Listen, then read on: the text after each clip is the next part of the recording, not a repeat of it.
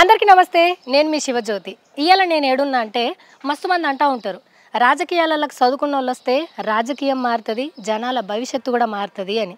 ఇగో ఇవాళ ఆ మాటను నిజం చేయబోతుంది బీఆర్ఎస్ పార్టీ. ఎందుకంటే మెదక్ నియోజకవర్గానికి ఒక చదువుకున్న, అట్లనే వివిధ రంగాల్లో ప్రజలకు సేవ చేసిన, వ్యక్తిగతంగా కూడా చాలా మంచి పనులు చేసిన ఒక మంచి వ్యక్తిని ఇవాళ మెదక్ నియోజకవర్గానికి ఎంపీ క్యాండిడేట్గా ప్రకటించింది. అట్లా ప్రకటించడంతోనే ఈయన గెలుపు పక్కా. తెలంగాణ రాష్ట్రంలో ఎంపీ సీట్లలో ఫస్ట్ గెలిచే వ్యక్తి అనే పేరు కూడా వచ్చేసింది. ఆ పేరు ఎవరిదో తెలుసా? మన వెంకట్రామరెడ్డి అన్న. సో ఈ అన్నని ఇలా కలిసి డేవిడ్ లీడర్ లాగా అన్న బలమైంది, క్యాడర్ ఏమనుకుంటుంది, జనాలు ఏమనుకుంటున్నారు, ఇవన్నీ కూడా ఇవాళ మనం తెలుసుకోబోతున్నాం. చలో పోవా రండి. వెంకటన్న దగ్గరకు వచ్చేసినాం అన్నమాట. అన్న ఈ ఇంటర్వ్యూకి ఒక స్పెషాలిటీ ఉంది. ఏందో నేను చెప్పన్నా, ఎవరి దగ్గరకు అయినా సరే ఎట్లా గెలవబోతున్నారు మీరు, మీ స్ట్రాటజీస్ ఏంటి, ఇట్లా మాట్లాడాలి. కాకపోతే నేను ఇవాళ ఆల్రెడీ గెలుపు ఖాయమైన వ్యక్తి దగ్గరకు వచ్చేసిన. అవునా కాదా? ఎందుకు అంటే మెదక్లో గెలుపు పక్క. అన్న వెంకటన్న పేరు ప్రకటించగానే ఈసారి ఫస్ట్ కొట్టే సీట్ ఇదే అని అన్నారు. అది నిజం అవుతుంది అని మేము అనుకుంటున్నాం. మీరేమంటారు? 100% you are right. నేనే రైటా? 100%. సో సుశీరా, పొద్దున్నే వచ్చినాం మంచిగా. మీదంతా గజ్వేల్, రాయపూర్ మండలా? ఓకే. మరి మీ బలమే ఇవాళ అన్న గెలుపు ఖాయం అన్నది 100%. గెలుపు ఖాయం. ఇప్పుడు మన నెక్స్ట్ టార్గెట్ మెజారిటీ. అందాజు ఎంత అనుకుంటుర్రు? పోయినసారి కంటే ఎక్కువ, అంతేనా? సార్ మీ బలం వీళ్ళేనా అన్న? ఎస్, వీళ్ళంతా ఇప్పుడు నా అభిమానులు. అంటే నాకున్న ప్రేమ, దాని సంబంధాలు. కలెక్టర్ గా కూర్చుంటే, కలెక్టర్ గా కూర్చున్నప్పుడు ప్రతి ఒక్కరు పర్సనల్ గా పేరు పెట్టి పిలిచే సంబంధాలు ఇవి. సో దాదాపుగా 5 సంవత్సరాలు కలెక్టర్ గా, అది అదృష్టం నాకు. ఇంతమందితో పాటు కలిసి పనిచేసినందుకే వాళ్ళు ఆదరిస్తేనే ఇవాళ నాకు అభ్యర్థిత్వం వచ్చింది. అంతే, వాళ్ళ సపోర్టే నాకు. అండ్ ఇంకొకటి, ఇప్పుడున్న పరిస్థితులలో, పార్టీ పరిస్థితులలో ఎవరిని చేయాలా, ఏం చేయాలా, ఎట్లా చేయాలని 1,00,000 ప్రశ్నలు ఉన్నాయి. వాటికి ఆన్సర్స్ వాళ్ళు వెతుక్కుంటున్నారు. కాకపోతే మీ విషయానికి వచ్చేసరికి బీఆర్ఎస్ క్యాడరు యునానిమస్గా ఒప్పుకుంది, జనాలు యునానిమస్గా ఒప్పుకున్నారు, పార్టీ యునానిమస్గా ఒప్పుకుంది. ఇంత ఏకగ్రీవంగా మీ పేరు ప్రకటించగానే రావడానికి కారణం ఏందనుకుంటున్నారు? మీరేమనుకుంటున్నారు? అంటే జనరల్గా ఏదో చిన్న చిన్న ఉంటాయి కదా. ట్రూ మంచి ప్రశ్న వేసిండ్రు. రియల్లీ బేసికల్గా ఏంటంటే, నేను ఉద్యోగం ఎప్పుడు కూడా కలెక్టర్ ఉద్యోగము ఒక బాధ్యతగానే గుర్తుపెట్టుకున్నా. జీవితాంతం కూడా 25 సంవత్సరాలు నేను అధికారిగా ఉన్నా. మొదటి రోజు ఉద్యోగంలో చేరిన రోజు నాకు ఒకటే ఆలోచించుకున్నా, కొన్ని లక్షల మంది పోటీ పరీక్ష రాస్తే నాకు సెలెక్షన్ వచ్చింది అంటే భగవంతుడు నా మీద పెద్ద బాధ్యత పెట్టిండు. ఆ బాధ్యత ఏంటంటే, ఉద్యోగం నాకు గ్యారంటీ కాదు, అంటే ఉద్యోగం నాకు ఒక అర్హత కాదు. ఉద్యోగం అనేది భగవంతుని దూతగా, ప్రభుత్వానికి ప్రజల మధ్య వారధిగా నాకు ఆయన ఇచ్చిన కృప. కాబట్టి నా ఉద్యోగం ఏంటి, నాకు 30 సంవత్సరాలు సర్వీసు, 30 సంవత్సరాలు చక్కగా జీతం వస్తుంది, నాకు మంచి బంగ్లా వస్తుంది, కారు ఉంటుంది, డ్రైవర్ ఉంటారు, గన్మెన్లు ఉంటారు, అన్నీ ఉంటాయి. బట్ నాకు దేని కొరకు ఇచ్చిండ్రు? ఓన్లీ ప్రజల కొరకు ఇచ్చిండ్రు. నాకు ప్రభుత్వానికి ప్రజల మధ్యన వారధిగా ఉండడానికి ఇచ్చిండ్రు. అది మాత్రం నేను ప్రతి క్షణం గుర్తుపెట్టుకున్నా. 25 సంవత్సరాల ఉద్యోగంలో ఏ ఒక్క క్షణం కూడా నేను ఆ బాధ్యత మర్చిపోలేదు. దానివల్లనే ఇందాక మీరు అన్నారే, ప్రజలు ఆమోదిస్తూ ఉన్నారు, క్యాడర్ ఆమోదిస్తూ ఉంది, పార్టీ నిర్ణయించింది, గెలుపు ఖాయమైందంటే ఆ ఒక్క నా నేచర్ దానికి అర్థమని నా గట్టి విశ్వాసం. ఇప్పుడు ఇంకోటి, ఇప్పుడు నేను మీకు చెప్పబోతున్నా, BRS, TRS, KCR sir, KTR, ఈ 3 అక్షరాలు ఇంత పెద్ద పేరుని కూడా పీవీఆర్ చేసేస్తాయి. మళ్ళీ 3 అక్షరాలు వచ్చినాయి. సో అంటే జనం ఎంత షార్ట్ కట్ చేస్తే అంత ఓన్ అయినట్టు మనం. ఇప్పుడు KCR sir, KTR sir, BRS party అట్లా. సో మిమ్మల్ని ఎంత ఓన్ చేసుకున్నారు అనేది వాళ్ళు పెట్టిన ముద్దు పేరుతోనే తెలిసిపోతుంది సార్. అండ్ అట్లనే గజ్వేల్ నియోజకవర్గం అయినా సరే, సిద్దిపేట నియోజకవర్గం అయినా సరే, ఇప్పుడు మన మెదక్ నియోజకవర్గానికి 6 ప్లేసులు బీఆర్ఎస్ ఎమ్మెల్యేలు ఉన్నవి, ఒక్క నియోజకవర్గం తప్పితే. సో ఈ బలం చూసుకొని మనం గెలుస్తున్నాం అంటున్నామా, లేకపోతే ఇంకేదన్నా స్పెషల్ ఉందా అని అనుకుంటున్నారా మీరు? ఫస్ట్ 3 కారణాలు ఉన్నాయి. అంటే ఘన విజయానికి 3 కారణాలు ఉన్నాయి. ఒకటి, మెదక్ జిల్లా టీఆర్ఎస్ పార్టీ, అప్పుడు టీఆర్ఎస్ పార్టీకి పుట్టినిల్లు. బేసికల్ ఉద్యమం పోరాటం చేసిన గడ్డ. ఇది ఒక అంశం. రెండో అంశం, పెద్దలు కేసీఆర్ గారు, హరీష్ రావు గారు, ఈ ఇద్దరు కూడా ఈ పార్లమెంట్ నియోజకవర్గం నుంచే వారు ప్రాతినిధ్యం వహిస్తూ ఉన్నారు. వారు క్యాడర్ చాలా బలంగా ఉంది, వారు గట్టిగా పనిచేసిండ్రు, ప్రజల మధ్యలో ఉన్న వ్యక్తులు. రెండో అంశం. మూడవది, నేను వ్యక్తిగా ఒక ఆఫీసర్గా ప్రజల మధ్యలో ఉండి పనిచేసా, ప్రజల అధికారిగా పనిచేసిన, ప్రతి కుటుంబంలో ఒక సభ్యుని పనిచేసిన తప్పితే నేను ఎన్నడూ కూడా నేను కలెక్టరు, నేను ఇట్లా సూట్ వేసుకోవాలి, బూట్ వేసుకోవాలి, తర్వాత నేను ఇట్లా నా దగ్గరికి ఎవరు రావద్దు, నా డోరు అపాయింట్మెంట్ స్లిప్ ఇవ్వాలి, నాకు చిట్టి రాస్తేనే లోపలికి రావాలి, నేను ఎన్నడూ పెట్టుకోలేదు. ఒక్కసారి నేను ఆఫీస్లో ఉన్నా అంటే 50 కిలోమీటర్ల దూరం ఉన్న వ్యక్తి కూడా కలెక్టర్ ఆఫీస్లో ఉన్నాడంటే అసలు ఏం లేకుండా ఉన్న పలంగా స్టార్ట్ అయ్యి ఎట్లా కలుస్తాడు ఆయన దగ్గర చిట్టి సిస్టమ్ లేదు, డైరెక్ట్గా లోపలికి పోవచ్చు. ఆ క్రమంలో వచ్చి కలిసింది కాబట్టి ప్రజలకు దగ్గర అయిపోయా, ప్రజలలో ఉన్న ప్రజల మనిషిగా ఉన్న, ఇవాళ మళ్ళీ ఆ రోజు అధికారిగా ఉన్నా, ఈరోజు ప్రజాప్రతినిధిగా ఉంటా. అంతే. ఏది మీ డిజిగ్నేషన్ మారింది కానీ మీరు జనాలతో కనెక్షన్ మారలేదు, మారబోదు, ఇంకా పెరుగుతుంది. అంతే, ఇంకా పెరుగుతుంది. నాకు తెలిసి వెంకటన్నకు మెయిన్ బలం ఫ్యామిలీ. ఎందుకంటే ఇవాళ రేపట్ల ఇంత పేరు వచ్చి ఇంత పెద్ద పెద్ద పనులు చేసి అయినా సరే ఇంతమందితోని ఎట్లా మింగిల్ అవుతున్నారు అంటే చిన్నప్పటి నుంచి మీరు పుట్టి పెరిగిన విధానం, మీ కుటుంబం మీకు నేర్పిన విలువలు. ఇవాళ మా మేడం ఉన్నారు, రండి, ఇప్పటిదాకా ఎప్పుడు రాలేరు కానీ మా కోసం వచ్చినందుకు థ్యాంక్ యూ.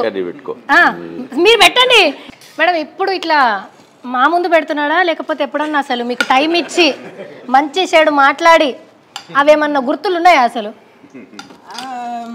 తను ప్రజలకు చేసిందే నేను సంతోషిస్తా, అంతే అంతే. అంటే జనరల్గా అత్త కోడళ్ళు జాయింట్ ఫ్యామిలీలు అంటే ఆ కాలంలో విన్నాం. స్టిల్ ఇప్పటికీ 5 మంది ఒకే దగ్గర ఉంటారు. మీ అత్తమ్మ గారి మాటకు శాసనం ఇచ్చి అందరు ఒక దగ్గరే ఉంటున్నారు. అది మా ప్రేమ, మా ప్రేమ. మా అందరి సిస్టర్స్, మా బావగారులు, మా సిస్టర్స్ అంటాం, కో సిస్టర్స్ కాదు, తోటి కోడలు కాదు, ఒక అక్క చెల్లె. అందరూ ఎవరైనా వీళ్ళు అక్క చెల్లెలా లేకపోతే తోటి కోడల్లా అంటారు. అది కలిసిపోయి ఉన్నారు అంతే. సో ఇప్పుడు అదే మా బలం, మీ బలం. సారు చిన్నప్పటి నుంచి ఇంత పెద్ద ఫ్యామిలీలో పుట్టి పెరిగి సార్కి అలవాటు.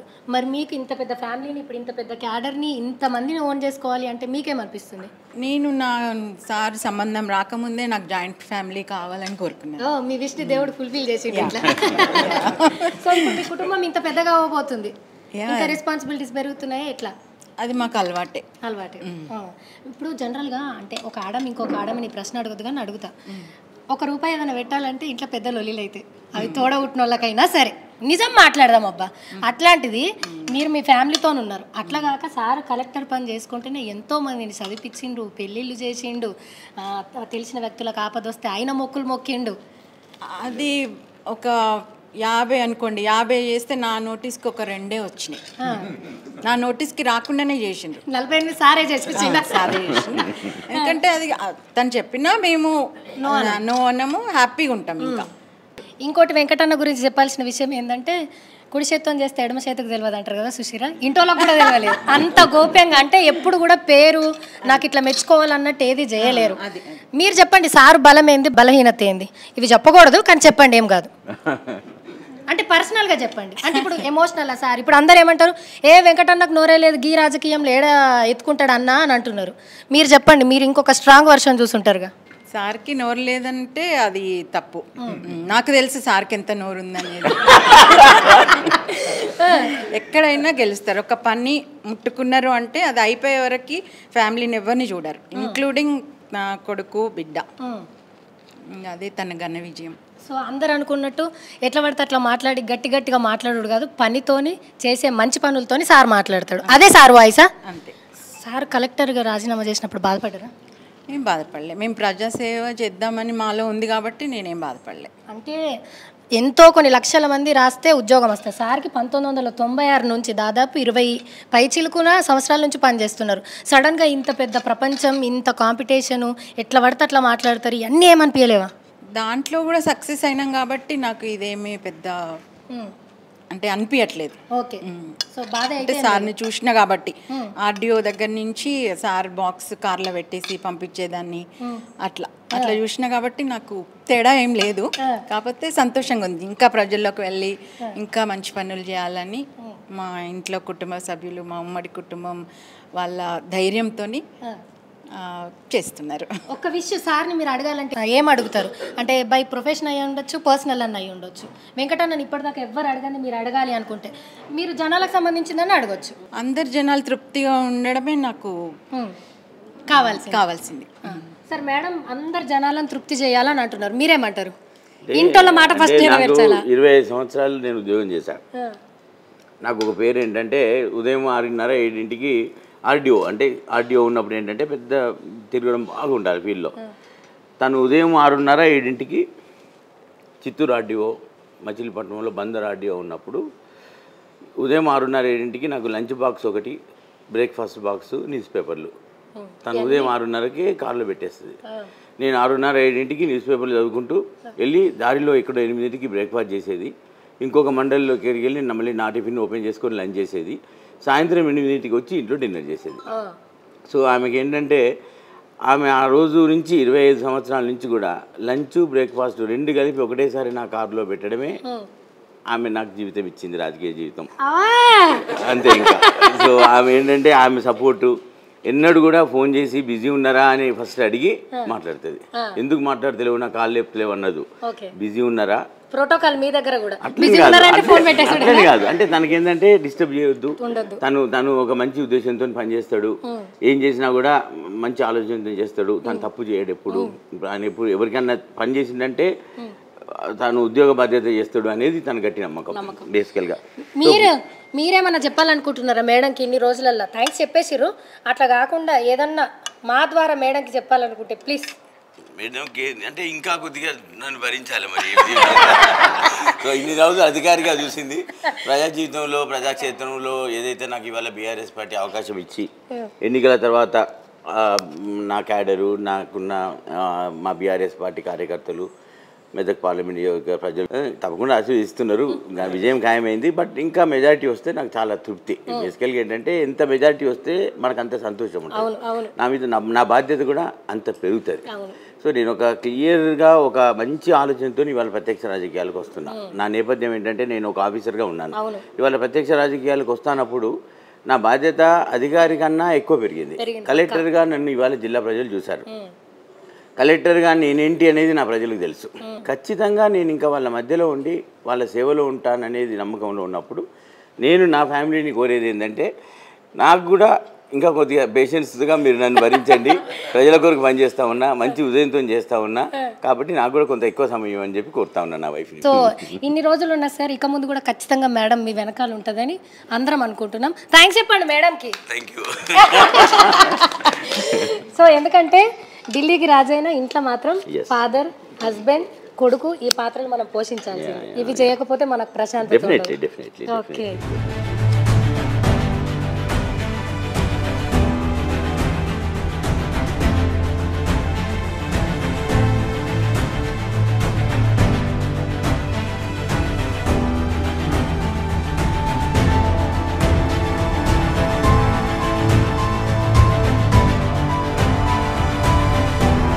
అన్న ఇప్పుడు మనము పుట్టి పెరిగిన పరిస్థితులు, ఫ్యామిలీ అనేటివి మన మైండ్లో ఎప్పటికీ ఉంటాయి. మనం ఏ స్థాయిలో ఉన్నా సరే. ఇంతమంది జాయింట్ ఫ్యామిలీ కలిసి ఉంటుంది ఈ రోజులలో అంటే చిన్నప్పటి నుంచి మీకు ఫ్యామిలీ ఎంతో కొంత చూసి నేర్చుకునేవి కొన్ని ఉంటాయి, తల్లిదండ్రులు చెప్పినవి కొన్ని ఉంటాయి. సో అవన్నీ కూడా అంటే ఇప్పుడు మీరు రాజకీయ కోసం కాదు, కలెక్టర్గా ఉన్నప్పుడు కూడా వ్యక్తిగతంగా మీరు చాలా మంచి పనులు చేశారు. సో మీ అమ్మ నాన్నలు లేకపోతే మీరు చిన్నప్పటి నుంచి చూసిన ప్రభావం ఏమన్నా ఇక్కడ దాకా తీసుకొచ్చిందా మిమ్మల్ని? నాకు బాగా గుర్తు. అంటే మాది వ్యవసాయ కుటుంబం. అంటే తాత నుంచి తండ్రి బాగా చదివాడు. తండ్రి ఉర్దూ మీడియంలో ఉస్మానియా యూనివర్సిటీలో ఆ రోజులలో BA LLB చేశాడు. ఉర్దూ మీడియంలో చేసి లా ప్రాక్టీస్ చేస్తూ తను మమ్మల్ని చదివించాడు. అవును, బాగా చదివించాడు. అంటే ఆ రోజు కూడా మాకు కొద్దిగా తెలిసిన ఫ్యామిలీ. మా ఫ్యామిలీ అంటే ఒక 100-200 గ్రామాలలో కూడా మా ఫ్యామిలీ, మా నాన్న గురించి బాగా తెలుసు. తనకు మంచి పేరు ఉండింది. ఒక అడ్వకేట్గా, ఒక మంచి ఆ రోజులలో ఉన్నత చదివిన వ్యక్తిగా తనకు పేరు ఉండింది. ఆ రోజు ఆయన రాజకీయాలకు రావాలని చెప్పి ప్రతి రాజకీయ పార్టీ అడిగింది, కంటెస్ట్ చేయండి ఎలక్షన్స్, ఎందుకంటే ఖచ్చితంగా గెలుస్తాడు అని చేశారు. మీరు గెలవండి, మీకు టికెట్ ఇస్తామని అడిగేది. కానీ ఆయన ఎన్నడూ కూడా నేను రాజకీయాలకు రాలేదు. ఆయన ఒకటే అన్నాడు, నీకు పెద్ద కుటుంబం మనది, పిల్లలకు చదువు నేను చదివియాలి, పిల్లలు ఫస్ట్ చదవాలి, అని మాకు కూడా ఏంటంటే మాకు ఆస్తి సంపద వెనకటి నుంచి తరతరాలుగా ఉన్నా కూడా మేము అనుకొండలో ఇల్లు తీసుకొని మాకు ట్యూషన్స్ పొద్దున సాయంత్రం ట్యూషన్స్ అల్లం పెట్టి ఒక వంట హెల్పింగ్ హ్యాండ్గా ఒక వంట మనిషిని ఇచ్చి తను మాకు చదివించాడు. మాకు ఆ రోజులలో చెప్తా ఉన్నా ఒక 300-400 రూపాయలు నెలకు ఖర్చు అయితే ఇంటికి రాయి అప్పుడు ఎంత ఉండే 30 రూపాయలు ఉంటుండే ఇంటికి రాయి. నేను 7th క్లాస్ 10th క్లాస్ చదివినప్పుడు చెప్తున్నా. సో ఆ నెల ఖర్చులు ఎంత అనేది నేను ఖచ్చితంగా నోట్బుక్లో రాయాలి. నేనే రాసేది లెక్క, కప్ప రాసేది. ఆ లెక్కలో 300 రూపాయలు 400 రూపాయలు ఖర్చు పెట్టినప్పుడు ఒక 30 రూపాయలు 40 రూపాయలు ఏమన్నా ఎక్కువ ఖర్చు అయితే ఆ ఖర్చు ఎందుకు పెట్టినామని మా నాన్న నన్ను అంటే అడిగేవాడు. అంటే ఇది అనవసరంగా పెట్టావు అంటే మాకు ఆ రోజు కూడా మేము దాదాపు ఒక 100-150 ఊర్లలో చూసుకుంటే మేము ఆస్తిపరులం స్టిల్ అప్పుడు ఆ రోజుల్లో 50 ఏళ్ళ కింద. అంటే ఏంటంటే ఆయన మాకు మా వెల్త్ని మాకున్న ఫ్యామిలీ బ్యాక్గ్రౌండ్ని మా మీద ఇన్ఫ్లుయెన్స్ కాకుండా మమ్మల్ని చదివించాడు. ఎన్నడూ కూడా కాలేదు. ఇప్పుడు కూడా మా పిల్లలకు కూడా ఇవాళ మా కంపెనీలో మా పిల్లలు ఉన్నారు. మా ఇంట్లో ఒక ప్రిన్సిపల్ అన్మ్యారీడ్ ఎవరన్నా పనిచేస్తే గ్రాడ్యుయేట్ అయిపోయి పనిచేస్తే నెలకు 60,000 ఇస్తాం, ఓన్లీ 60,000. ఆ 60,000 కన్నా ఎక్కువ ఆయనకు ఖర్చు ఉంటే ఆ నెలకి ఆ 60,000 దేనికి ఖర్చు పెట్టిండని లెక్క రాసి ఇవ్వాలి. ఇస్తే ఇంకొక 20,000 ఇస్తాం మళ్ళీ జీతం. సో మళ్ళీ అట్లా మ్యారీడ్ కపుల్కి ఒక 5 lakhs మా అన్న పెద్దన్న ఇస్తాడు. మా జాయింట్ ఫ్యామిలీ కదా, పెద్దన్న ఇస్తాడు. మ్యారీడ్ కపుల్ విత్ చిల్డ్రన్ ఉంటే 7.5 lakhs. అంటే ఈ 7.5 lakhs కన్నా ఎక్కువ అయినప్పుడు డెఫినెట్గా ఒక 1 minute జస్ట్ చేసుకొని ఈ మంత్ నాకు ఇట్లా ఎక్కువ ఖర్చు అయింది, నాకు ఇంకొక 3 లక్షలు కావాలి అడగాలి. ఇది ఫ్యామిలీ డిసిప్లిన్. సో డబ్బు ఉండడము డబ్బు లేకపోవడం కాదు, ఫైనాన్షియల్గా ఏదైతే ఖర్చు పెట్టాలో అది చూసి ఖర్చు పెట్టడము, విలువలు ఒక మంచి కాన్సెప్ట్తో జీవించాలి. మనం కొన్ని జీవితాలకు ఆదర్శం కావాలి తప్పితే కానీ మనం నీచంగా తప్పుడు పనులు చేయొద్దు అనేది మా ఆలోచన. సో అదే ఇవాళ మా స్ట్రెంత్. ఉమ్మడి కుటుంబం కూడా మీరు అడిగినారు, ఉమ్మడి కుటుంబం ఎందుకు ఇంతగానో స్ట్రాంగ్ అయిందంటే ఉమ్మడి కుటుంబం స్ట్రాంగ్ అవ్వడానికి అందరి మనసులు ఒకటే. మా నాన్న అమ్మ ఇచ్చిన విలువలు, మా నాన్న చనిపోయిన తర్వాత మా పెద్దన్న వదిన రెండో అన్న వదిన మమ్మల్ని పెంచిన తీరు ఇవాళ మాకు సమాధానం. సో వాళ్ళ కష్టానికి మేము ఖచ్చితంగా ఉమ్మడి కుటుంబంగా ఉండి, మా నాన్న లేడు ఆయన ఆత్మశాంతి కొరకు మేము ఖచ్చితంగా ఉండాలి. మా అమ్మ చాలా కష్టపడి పెంచింది. సో ఆమె ఇవాళ మాతోనే ఉంది. సో ఆమె సంతోషం కొరకు మేము ఇప్పుడు కూడా ఉమ్మడి కుటుంబమే ఉంటాం. మేము చనిపోయేంత వరకు ఉమ్మడి కుటుంబమే.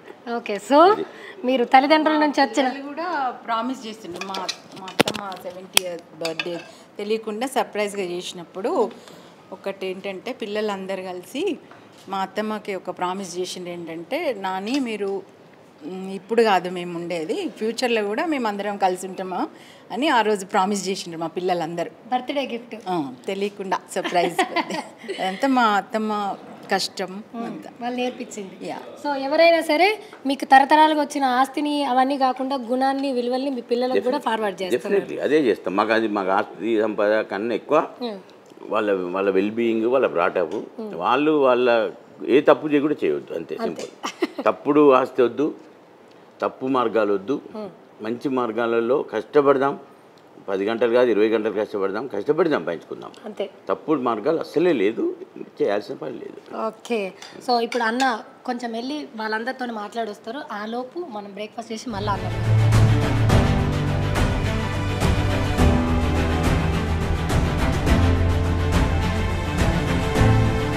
కుటుంబం ఇంత ఐకమత్యంగా ఉండనీకి కష్టం సుఖం అన్నీ కలిసి చూడనీకి పెద్ద దిక్కు ఎవరంటే ఇగో ఈ అమ్మగారు. ఏమంటారు, ఈ సామ్రాజ్యానికి ఈమె ఏమంటారు యువరాణి. ఈమె మాటే శాసనం. ఈమె ఒక చిన్న ఎగ్జాంపుల్ కింద చెప్పిర్రు, అడిగి తెలుసుకుంటా. అమ్మ పేరు పుష్పలీల. సో అన్నకి మీ అందరికి తెలుసు రాజపుష్ప కన్స్ట్రక్షన్స్ అన్ని వీలయ్యే కాబట్టి నాన్న పేరు చెప్పు. రాజారెడ్డి. ఆ రాజా ఈ పుష్ప కలిపి రాజపుష్ప అయిందన్నమాట. వెంకటన్న నీకు కలెక్టర్ గుండు ఇష్టమా, ఇట్లా ఎంపీగా పోటీ చేసుడు ఇష్టమా? వాళ్ళకు అక్కడ సిద్దిపేట అట్టున్నప్పుడు ఎక్కడ జాబ్ చేయని అందరినీ ప్రేమతో చూసేది, ప్రేమగా లేనోళ్ళకు సహాయం చేసుడు అన్నిటువంటివి చేస్తాడు వాడు బాగా. ప్రేమ గుణం చాలా. వాటి కష్టపడ్డోళ్ళని చూసి మనిషి నీరైపోతాడు. ఎవరైనా కష్టంలో ఉన్నారంటే తీసుకోలేదు. చిన్నప్పటి సంది ఇట్లనే ఉంటుండే నాన్న? అవును, చదువుకునే రోజులు అప్పటి సంది కూడా ఇట్లే ఉండేది. ఎప్పుడైనా మీ కోడళ్ళకి మీకు పంచాదులైనా? లేదు, వాళ్ళ బిడ్డలు చూసుకుంటుంటారు. అమ్మో, వాళ్ళ బిడ్డ లెక్క చూసుకుంటారా? వాళ్ళు ఇట్లా తోటి కోడలు అంటే కూడా మేము అట్లా కాదు అంటుంది అవును. వెంకటన్న భార్య, ఇంకా పెద్దమ్మ కాదు అంటున్నారు. ఎప్పుడు ఆళ్ళవాళ్ళు కూడా అట్లా లేరా? ఆళ్ళవాళ్ళు కూడా ఇట్లా తోటి కోడళ్ళు ఇట్లా పడదీసేసేది అన్నది కూడా లేదు. లేదు లేదు అస్సలు. వాళ్ళు బయటకి నుంచి వచ్చారు కదా, వాళ్ళని ఎట్లా ఇట్లా స్ట్రిక్ట్గా చేశారు మీరు? అంటే స్ట్రిక్ట్ అని కాదు కానీ ఇట్లా మా ఫ్యామిలీ ఇంతే ఉండాలని ఏమైనా నేర్పించారా లేకపోతే ఎట్లా? లేదు, చూసిండ్రు కదా ఇంట్లో పరిస్థితి చూసి వాళ్ళే అలవాటు అయిపోయారు. వాళ్ళే నేర్చుకున్నారు. ఇప్పుడు ఇంకొక తరం కోడళ్ళు కూడా వచ్చిర్రు, వాళ్ళు ఎట్లున్నారు? వాళ్ళు కూడా మంచిగానే ఉన్నారు. మంచిగా ఉన్నారా? మొత్తం 5 మంది సంతానం నీకు. మన్మన్లు మన్మరాళ్ళు ఎంతమంది? నాకు 6 మనవాళ్ళు 3 మనవరాళ్ళు. మళ్ళీ వాళ్ళకి పిల్లలు అయ్యారు. ఒక పెద్దోళ్ళకి అయినరు. మీరు అనుకున్నట్టే ఉన్నారా? పిల్లలు అందరు మంచి ప్లేస్లలో మంచిగా అప్పుడు చెప్పిండు అన్న వెంకటన్న, మా నాన్న ఇంత నెలకి ఇస్తుండే 60 రూపాయలు, 60 రూపాయలలోనే మేము చదువుకోవాలా, రూపాయి ఎక్కతక్క అయితే లెక్క చెప్పాలా, కష్టపడి చదువుకోవాలా, మంచి తోవల బతకాలా అని ఇవి నేర్పించారు మా అమ్మ మా నాన్న. అవి మేము కంటిన్యూ చేస్తున్నాం, మా పిల్లలకు కూడా వస్తున్నాయి అని అన్నారు. అట్లనే ఇప్పుడు మీరు ఇంత జాయింట్ ఫ్యామిలీ, కష్టం సుఖం కలిసి చూసుకోవాలా, మనుషులకు బాధ వస్తే నిలబడాలా, ఇవన్నీ మీ కుటుంబంలో చూసి ఇప్పుడు బయట అప్లై చేస్తుండ అన్న. చిన్నప్పటి నుంచి ఇట్లనే ఉంటుండేనా? ఏమన్నా ఫంక్షన్స్ అయినా ఏమైనా కలిసి ఉండు ఇదంతా అన్నలకు ఇష్టమే ఉంటుండేనా? ఫంక్షన్లు అన్నైనా మొన్న దీని బిడ్డది పెళ్ళి అయింది, అందరి బిడ్డ అనుకొని ముందర పడి చేశారు. అసలు ఈ జనరేషన్లో మీరే లాస్ట్ కావచ్చు. అంటే ఇంత ఉండి ఇంత బిజీగా ఉండి ఇంత పెద్ద కుటుంబాన్ని ఇంక్లూడింగ్ మన్మన్లు మన్మరాళ్ళు కూడా అందరు ఈయనే ఉన్నారు, మొత్తం అల్లరంతా తినేస్తుంది. ఏమన్నా కోరిక ఉందా నీకు అన్న తరపు నుంచి? ఇప్పుడు అన్న గిట్లా అంటే ఇట్లా చిట్టిలో రాస్తే కథ నేను ఉన్నా చూసుకున్నా అని అంటాడు, చూసుకుంటాడు కూడా. అట్లా నీకు అన్న తరపు నుంచి లేకపోతే మిగతా అన్నల తరపు నుంచి ఏమన్నా కోరిక ఉందా? ఏం లేదు, మంచిగా ప్రయోజకులు కావాలి, మంచి పేరు తెచ్చుకోవాలి, నాకేం కోరిక లేదు. వాళ్ళు మంచిగా పేరు తెచ్చుకొని మంచిగా ఉండాలి.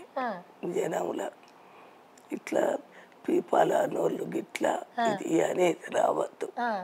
అదే మరి బయట అన్నకు మస్తు తెలివి ఉంది కానీ పాపం నోరు లేదు, అమాయకుడు అన్న, గీ రాజకీయాల కష్టం అని అంటున్నారు.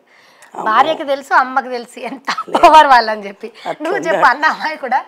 అట్లా ఉండాడు, కోపం వస్తే బాగాలేగుతాడు. మీరు ఇప్పటిదాకా చూడలేరు, టైం వచ్చినప్పుడు ఎప్పుడు ఎట్లా బిహేవ్ చేయాలో ఏది మాట్లాడాలో అది తెలుసు. మీరు ఇట్లా అమాయకం అన్నారు కదా, అన్న రెచ్చిపోడు, అట్లని మీరు ఆయన రెచ్చగొట్టేయమన్నా ఊకునేది లేదు, అంతేనా? ఎక్కడికి తగ్గట్టు అక్కడ ఉంటాడు. అమాయకుడు అయితే కాదు, మంచోడు. అమాయకుడు అయితే కాదు, అంతేనా? ఎప్పుడన్నా బాగా కోపం వచ్చింది చూసినావు నువ్వు ఇంట్లో కానీ, లేకపోతే వేరేటోళ్ళు ఏదైనా తప్పు పని చేస్తే? కోప్పడతాడు, ఇక అప్పుడే పోతాడు, మళ్ళీ మర్చిపోయాడు. టీవీ చూస్తున్నావు కదా, ఇట్లా మెదక్లో ఈ అన్న గెలుపు, వెంకటన్న గెలుపు ఖాయమైంది, ఇంత మెజారిటీతో గెలుస్తారు, ఇట్లా న్యూస్లు వస్తున్నాయి కదా, చూసినప్పుడు నీకేమనిపిస్తుంది? గెలుస్తాడు అని అనుకుంటున్నా. ఎప్పుడన్నా అన్న పని చేసినప్పుడు సిద్దిపేట, గజ్వెల్ ఇవి పోయినావా ఊర్లు అంతటికి? చిత్తూరు, తిరుపతి. అన్న ఏ ప్లేస్లలో జాబ్ చేస్తే అక్కడ పోయినావా? ఇప్పుడు ఏదన్నా కానీ అక్కడ టెండర్లు వస్తారు, ఇక్కడికి అక్కడ వస్తారా? వస్తారు, చిత్తూరు వాళ్ళు అందరు వస్తారు ఇక్కడికి. అంత ప్రేమ వానికి, వాళ్ళకి కూడా ప్రేమ వాడు అంటే. ఒక అటెండర్ అన్నకు మంచిగా లేకపోతే మంచిగా అయితే పోయి తలనీళ్ళు ఇస్తాను ఇచ్చేసి వచ్చిండు, కుటుంబం అంతా కలిసిపోయి అన్ని ఇచ్చేసి వచ్చిండు. వానికి యాక్సిడెంట్ అయ్యి పేగులు బయట పడ్డాయి మొత్తం. అయితే అయ్యో అనుకొని యశోద హాస్పిటల్లో జాయిన్ చేయమన్నాడు. పోయిండు హాస్పిటల్, పోయి అక్కడ డాక్టర్లతో ఎట్లన్నా బ్రతకాలి, ఎంత ఖర్చు అయినా పర్వాలేదు అని చెప్పి 3-4 ఆపరేషన్లు అయినాయి వానికి.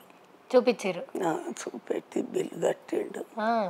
వాని కొరకు మొక్కుకున్నాడట, మాకు చెప్పలేదు. ఇట్లా వాడు మంచిగా ఉంటే తలనీళ్ళు ఇస్తా, వాళ్ళ కుటుంబాన్ని తిరుపతికి తీసుకుపోతా అని మొక్కుకున్నాడట.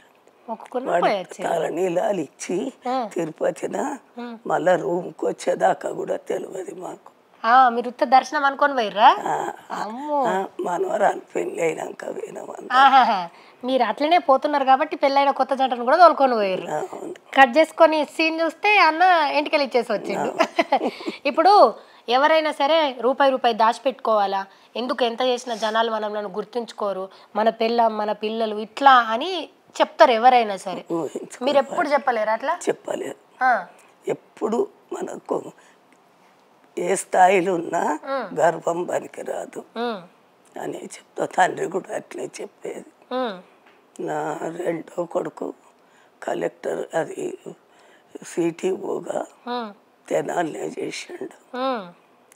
చేస్తే వాళ్ళందరిగా మనీ ఇస్తాం ఇట్లా రాయిండ్రా అని వస్తారు కదా, ఎవరి దగ్గర ఏం తీసుకోక అట్లా కరెక్ట్గా ఉండే వరకు వాళ్ళు బాధపడి తెనాలి వాళ్ళు వీళ్ళ ఈ ఊరు ఈయనది ఏందని అంతా తెలుసుకొని మా ఊరికి వచ్చారు. ఇట్లా చేస్తాడు అంటే అవును మరి కరెక్ట్ చేస్తారు, న్యాయంగానే ఉండాలి, నేనే చెప్పుకున్నాను పిల్లలకు అన్నారు మా వారు.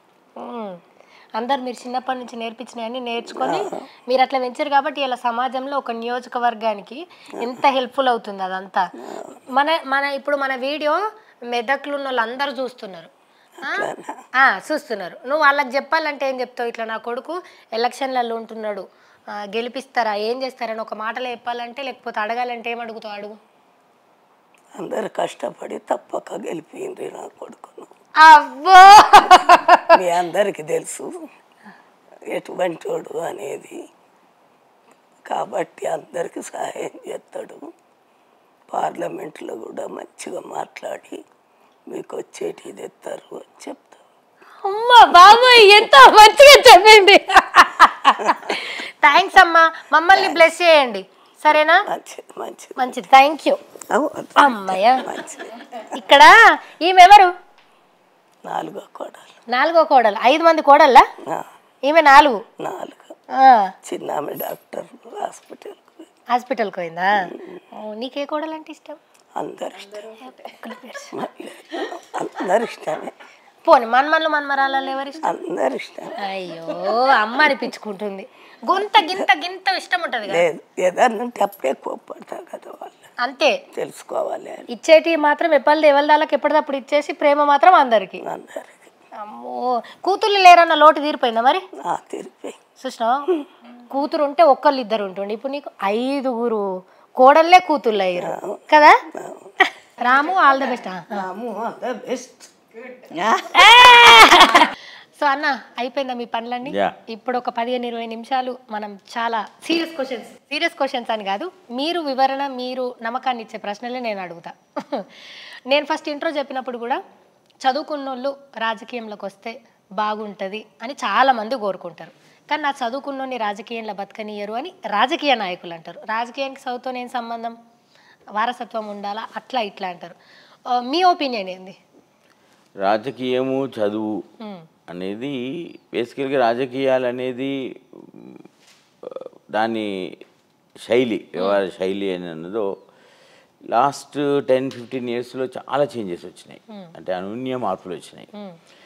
ప్రధాన కారణం ఏంటంటే విద్య. సమాజంలో అయిపోయిందంటే విద్య అందరికీ అందుబాటులో వచ్చింది. విద్య అనేది కాకుండా మంచి విద్య అంటే కాన్వెంట్ స్కూల్ ఎడ్యుకేషన్ కానివ్వండి, ప్రైవేట్ స్కూల్ ఎడ్యుకేషన్ కానివ్వండి. తెలంగాణ బీఆర్ఎస్ గవర్నమెంట్ వచ్చినాక మనం ఏదైతే కేసీఆర్ గారు స్కూల్స్ అయితే ఇక్కడ పెంచిండో, గురుకుల స్కూల్ పాఠశాలలు, అయితే ప్రైవేట్ స్కూల్ చాలా మూతపడ్డాయి కూడా యాక్చువల్గా.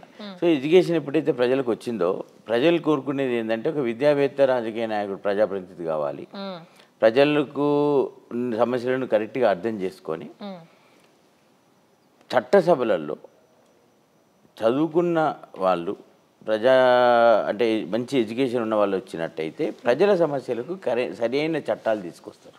బేసికల్గా పీపుల్స్ ఎక్స్పెక్టేషన్స్ని మనం వాళ్ళ చట్ట రూపంలో తీసుకొచ్చి ప్రజల అవసరాలను తీర్చడానికే రాజకీయ నాయకుడు, ప్రజాప్రతినిధి. Basic question is that. కానీ వ్యవస్థ అట్లా లేకుండే కదా సార్. వ్యవస్థ ఎట్లా ఉండనియండి, మీరు వ్యవస్థ ఎట్లా ఉండనియండి, అక్కడ మన పట్టుదల ఇండివిజువల్ మీద డిపెండ్ అవుతుంది. అంతే, most of the things individual మీదనే. ఇప్పుడు నా జర్నీ ప్రస్థానం చూస్తే, నేను రాజకీయాల్లో వచ్చిన బ్యాక్గ్రౌండ్ కానివ్వండి, ఉద్యోగంలో పరంపర కానివ్వండి, నాకు మరి కంటిన్యూస్గా 25 సంవత్సరాలలో ఫస్ట్ 2 ఇయర్స్ తప్పితే 23 సంవత్సరాలు ఏ ప్రభుత్వం, ఏ పార్టీ అయినా, ఏ ప్రభుత్వమైనా, ఏ ముఖ్యమంత్రి అయినా కూడా అందరి ముఖ్యమంత్రులకు నేను సన్నిహితంగానే ఉన్నా. మరి సో అక్కడ ఇండివిజువాలిటీ పనిచేసిందా, పొలిటికల్ లెగసీ పనిచేసిందా? ఇండివిజువాలిటీ పనిచేసింది. సో నా వ్యక్తిగతమే, నా వ్యక్తిగత శైలి, నా వైఖరే నా బలం. అంతే. డెఫినెట్లీ. సో మీరు కూడా రానున్న 10 ఏళ్లలో, గత 10 ఏళ్లలో మార్పును చూసినాం కాబట్టి అది కంటిన్యూ అవుతుంది. చదువుకున్న వాళ్ళు వచ్చిన విద్యావంతులకు డెఫినెట్గా అవకాశం ఉంది. అంటే ఇంకోటి ఎక్స్పెక్టేషన్స్ కూడా మనకి గతంలో 20 సంవత్సరాల క్రితం మన ప్రజలకు కావాల్సింది అంటే కనీస అవసరాలు. ఇప్పుడు మనం కనీస అవసరాలు అనేది ప్రతి కుటుంబం, మోస్ట్ ఆఫ్ ద ఫ్యామిలీస్కి ఇవాళ ఉన్న మనకు వచ్చేసింది. మనకు సింపుల్ తెలంగాణ ఎగ్జాంపుల్. 10 ఏళ్ళకు ముందున్న తెలంగాణ ఎట్లుండే, ఇప్పుడు 10 ఏళ్ళ తర్వాత ఉన్న తెలంగాణ ఎట్లుంది? ఎందుకుంది? పొలిటికల్ విల్, పట్టుదల 100%. సారు కేసీఆర్ గారు అభివృద్ధి బాగా చేశారు, సంక్షేమం చేశారు. ఏకైక రాష్ట్రం భారత స్వతంత్రం తర్వాత ఎన్నో రాష్ట్రాలు ఏర్పడ్డాయి. ఏకైక రాష్ట్రంలో సమపాలనలో అభివృద్ధి, సమపాలనలో సంక్షేమం జరిగిన ఏకైక రాష్ట్రం తెలంగాణ. అది ఓన్లీ కేసీఆర్ గారికి సాధ్యమైంది. ఆ కేసీఆర్ గారి లాంటి నాయకుడు, విజన్ ఉన్న నాయకుడు, గట్టి దమ్మున్న నాయకుడు, పట్టుదల ఉన్న నాయకుడు, అని ఎలా క్షేత్రస్థాయిలో ప్రజలకు ఏం కావాలి, ఏం చేయాలని తెలిసిన నాయకుడు ఆయన ఒక్కడే. కాబట్టే ఇవాళ తెలంగాణకు అదృష్టంగా తొలి ముఖ్యమంత్రి అయినరు. 10 సంవత్సరాలు ఇవాళ మనం ప్రభుత్వ పాలన చేసుకున్నాం. 10 సంవత్సరాలలో తెలంగాణ చూసినాం, అభివృద్ధి తెలంగాణ చూసినాం. పాపం ప్రజలకు కాంగ్రెస్ పార్టీ మోసం చేసి, దగా చేసి, మైండ్ గేమ్ ఆడి, కుట్ర చేసి, గ్యారంటీలని బాండ్ పేపర్లు ఇచ్చి, ఇవాళ బాండ్ పేపర్లకు మోసమైపోయింది. బహుశా బాండ్ పేపర్ అనేది తయారైన కాడి నుంచి బహుశా కొన్ని వందలు వేల సంవత్సరాల కింద బాండ్ పేపర్ లాంటిది అది పరిణామాలు చెంది అలా బాండ్ పేపర్ అయింది. ఇంతకన్నా బాండ్ పేపర్ పాపం, అంతకన్నా దగా మోసం బాండ్ పేపర్కి ఎప్పుడు జరగలేదు ఇప్పటి వరకు. బాండ్ పేపర్కే మోసం, అసలు బాండ్ పేపర్కే ఇవాళ దగా జరిగింది కాంగ్రెస్ వల్ల. ఇవాళ ప్రజలు పాపం బాండ్ పేపర్ ఇచ్చినాక ప్రజలు నమ్ముతారు కదండి. ఒక భూమి అమ్ముకోవాలనో, ఇల్లు తాకట్టు పెట్టాలనో, బ్యాంకు లోన్ తెచ్చుకోవాలంటేనో ఒక గ్యారంటీ ఇస్తాం. గ్యారంటీ అనే పదం వాడినరు. తర్వాత బాండ్ పేపర్లు సంతకాలు చేసి ఇంటింటికి మంచిండ్రు, ఓటర్కి మంచిండ్రు. పాపం అది చూసుకుంటాడు. ఇవాళ బాండ్ పేపర్ చూసుకునే ఓటరు ఇవాళ ఎంత బాధపడతాడు అంటే తారీఖు రాసిండ్రు, పలానా తేదీ నాడు ఇస్తా అని రాసిండ్రు. సో ఇవాళ బాండ్ పేపర్ అనే దానికి ప్రాణం ఉంటే ఇవాళ అది దుఃఖం ఏడిచేది బాండ్ పేపర్. ఇవాళ బాండ్ పేపర్కు అది పుట్టిన కాంచి బాండ్ పేపర్కి ఇంత అవమానం ఎప్పుడు జరగలే. సార్ మీకు 1996 నుంచి సార్ ఆల్మోస్ట్ 23 ఏళ్ళు, ఒక 2 ఏళ్ళు ఎమ్మెల్సీగా చేసినారు. సో జనాలకు ఏమంటారు, మంచి చేయాలి అనుకుంటే పవర్ ఉండాల్సిన అవసరం ఏముంది, ఎట్లన్నా మంచి చేయొచ్చు అని అనుకుంటారు కొంతమంది, అందరూ కాదు. అట్లాంటిది మీకు కలెక్టర్ అనే పదవి ఉంది, వివిధ పోస్టులలో పనిచేసుకుంటూ వచ్చారు. ఆ పవర్లో ఉన్నప్పుడు పవర్ పరంగా హెల్ప్ చేసారు, వ్యక్తిగతంగా హెల్ప్ చేసారు. మరి ఇప్పుడు ఇంకా ఏ పవర్ కోసమా లేకపోతే ఇంకా ఎక్స్ట్రా సేవ చేయొచ్చని ఇట్లా రాజకీయాల వైపు వచ్చారా? అంటే బాగా మంచి క్వశ్చన్ అడిగారు. Really good. I appreciate the question from you. Basically ఏంటంటే నేను కలెక్టర్గా పనిచేసా, ప్రజల కలెక్టర్గానే ఉన్నా నేను. అంటే ఇక్కడ కాదు, నాకు ఒక ఆలోచన ఎప్పుడంటే, నేను ప్రభుత్వ అధికారిగా వివిధ డిపార్ట్మెంట్లో వివిధ హోదాలలో పనిచేశాము. జనరల్గా ఏంటంటే నాకన్నా కొన్ని వందల మంది ఆఫీసర్లు అదే ఆఫీసులో అదే కుర్చీలో కూర్చుండి సంవత్సరం 2 సంవత్సరాలు పనిచేసి మళ్ళీ వచ్చిన వారికి ఛార్జ్ హ్యాండ్ ఓవర్ చేసి వెళ్ళిపోతారు. సో నా నేపథ్యం ఏంటంటే వెంకట్రామరెడ్డి వల్ల ఆ పదవికి గౌరవం రావాలి. పదవి నుంచి వెంకట్రామరెడ్డికి గౌరవం కాదు. పదవి వెంకట్రామరెడ్డికి, కలెక్టర్ వెంకట్రామరెడ్డి అంటే కలెక్టర్ అనే పదవికి నేను అలంకరణీయాలి. కలెక్టర్ అనే పదవి నుంచి నేను శక్తిని తీసుకోవద్దు. నా పనితనాన్ని చూసి ప్రజలు కలెక్టర్ అంటే గిట్లుండాలి అనుకోవాలి. అది నాకున్న పర్సనల్ ఛాలెంజ్. నేను ఎప్పుడు కూడా ఇట్లే చేశా.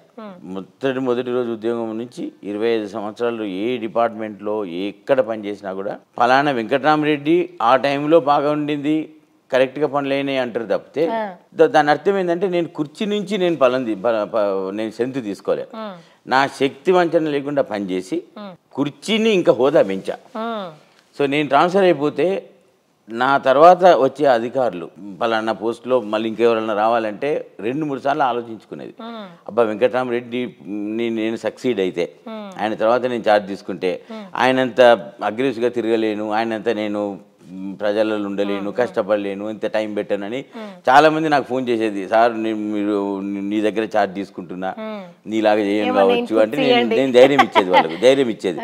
అట్లా ఎందుకు అనుకుంటావు, why you think like that, అట్లేం లేదు, అది నా స్టైల్, నీ స్టైల్ డిఫరెంట్ ఉంటుంది. సో అల్టిమేట్లీ పని సేమ్ ఉంటుంది, 1-2%, 10% తేడా ఉంటుంది.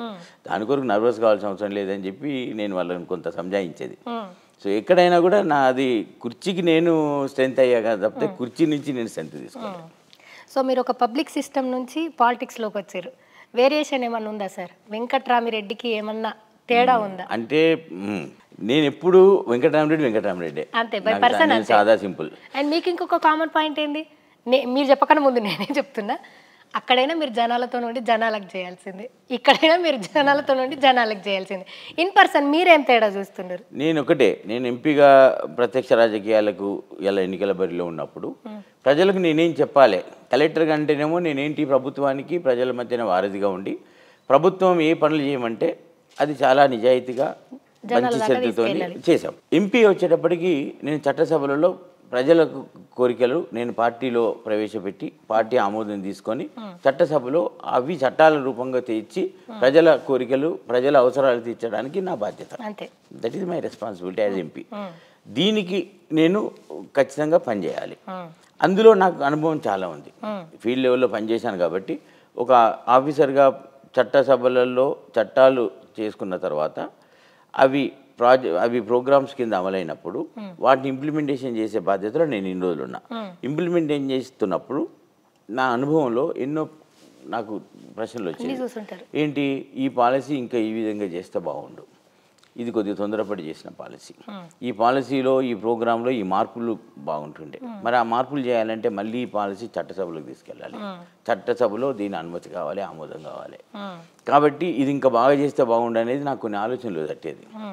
ఇప్పుడు నాకు ఉన్న అడ్వాంటేజ్ ఏంటంటే క్షేత్రస్థాయిలో ఏ విధంగా ఏ ప్రోగ్రాం ఉండాలి అనే దానిలో నా అనుభవం చట్టసభలలో చట్టాలు చేస్తున్నప్పుడు ఖచ్చితమైన రూపకల్పన చేసి తప్పులు పోకుండా గ్రౌండ్కు కనెక్ట్ అయ్యే విధంగా ప్రజల అవసరాలు తీర్చే విధంగా సమర్థవంతమైన ప్రోగ్రామ్స్, ప్రజలు ఆమోదించే ప్రోగ్రామ్స్, ప్రజలకు త్వరితగతిన పనులు అయ్యే ప్రోగ్రామ్స్ నేను చేసే అవకాశం యాజ్ బ్యూరోక్రాట్ నాకు ఎక్కువ ఉన్నాయి. This is my advantage. Me cadre కూడా అదే కోరుకుంది, ఎందుకంటే మాకు చాలా న్యాయం చేసిండు, కొన్ని ఆగిపోయినాయి, అన్నీ తెలిసిన వ్యక్తి కాబట్టి ఆయన అక్కడ ఉంటే ఇంకా క్లియర్ అవుతాయని మీరు ఏదైతే మీ స్ట్రెంత్ అనుకుంటున్నారో మీ క్యాడర్ కూడా అదే గుర్తిస్తుంది. Thank you. క్యాడర్ కూడా యాక్సెప్టెన్స్ మొత్తం తొందరగా వచ్చింది. నా క్యాండిడేచర్ డిక్లేర్ చేయగానే వెంకటరామరెడ్డి ఎంపీ క్యాండిడేట్ అనగానే క్యాడర్లో ప్రజల్లో ఒక జోష్ వచ్చింది. అంటే అరే కలెక్టర్గా చూసాం, ఈయన ఎంపీగా చూస్తున్నాం, ఎస్ ఆయన అక్కడ బాగా పనిచేసిండు, ఈయన ఎన్నుకుంటే బాగుంటుంది అనేది ప్రజలు తొందరగా వాళ్ళు డిసైడ్ చేసుకున్నారు. అంటే అక్కడ ఎట్లా అనే సమస్య వాళ్ళకు ఉత్పన్నం కాలే, ఎట్లా అనేది ఎట్లా చేస్తారు 100%. ఫస్ట్ అడుగుదాం అనుకున్నా సార్, అసలు రాజకీయం అంటే మీకు ఇష్టం ఉంటుండేనా? రాజకీయం కన్నా అంటే నాకు ఏంటంటే బేసికల్గా నా నేచరు ప్రజల మధ్యలో ఉండే నేచర్, ప్రజలకి ఏమైనా సమస్యలు ఉంటే తొందరగా చేయాలనే నేచరు. సో అధికారిగా అదేమో నా బాధ్యత, ఖచ్చితంగా చేయాలి. సో నాతో చేత కాకుంటే ఇంకా పైకి నా పై ఆఫీసర్ల దృష్టికి తీసుకెళ్ళి అక్కడి నుంచి కూడా వాళ్ళని చేయాల్సిన బాధ్యత కూడా నాదే. ఎందుకంటే పై ఆఫీసర్లు ఇక్కడ, బట్ ఇక్కడున్న ఆఫీసర్గా నా రెస్పాన్సిబిలిటీ.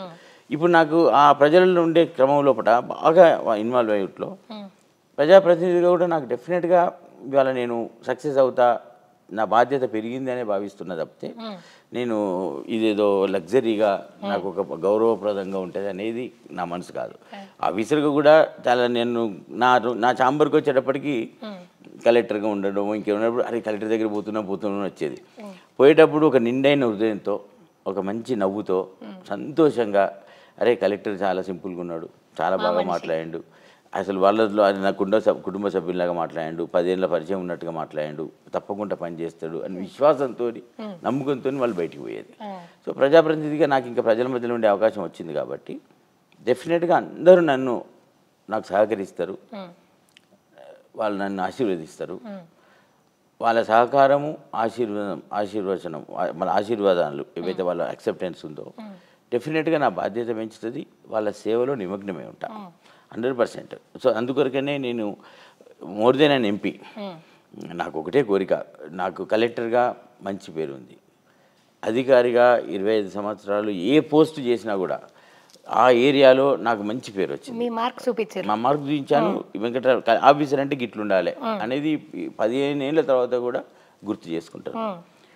ఎంపీగా కూడా చెరగని ముద్ర ఉండాలి. వెంకటరామరెడ్డి చనిపోయినా కూడా after his death people should remember that ఆయన ఎంపీగా బాగా పనిచేశాడు, ప్రజల సేవలు చేశాడు అనేది నాకు ఇష్టం. అది అంటే నాకు ఎందుకంటే అంటే మనస్ఫూర్తిగా పనిచేస్తాను. నాకు కావాల్సింది ప్రజల మధ్యలో ఉన్నప్పుడు అది బాధ్యత కనిగా. సో నాకు ఆ ఫ్యామిలీ సపోర్ట్ ఉంది. ఫ్యామిలీకి నేను చేయాల్సిన పని లేదు. జాయింట్ ఫ్యామిలీ, అన్నదమ్ములు నా గురించి ఆలోచిస్తాను. సో నాకు ఒక బాధ్యత ప్రజలు ఇచ్చిండ్రు. ఆ ప్రజల బాధ్యతను తప్పకుండా నిలబెట్టుకోవాలి.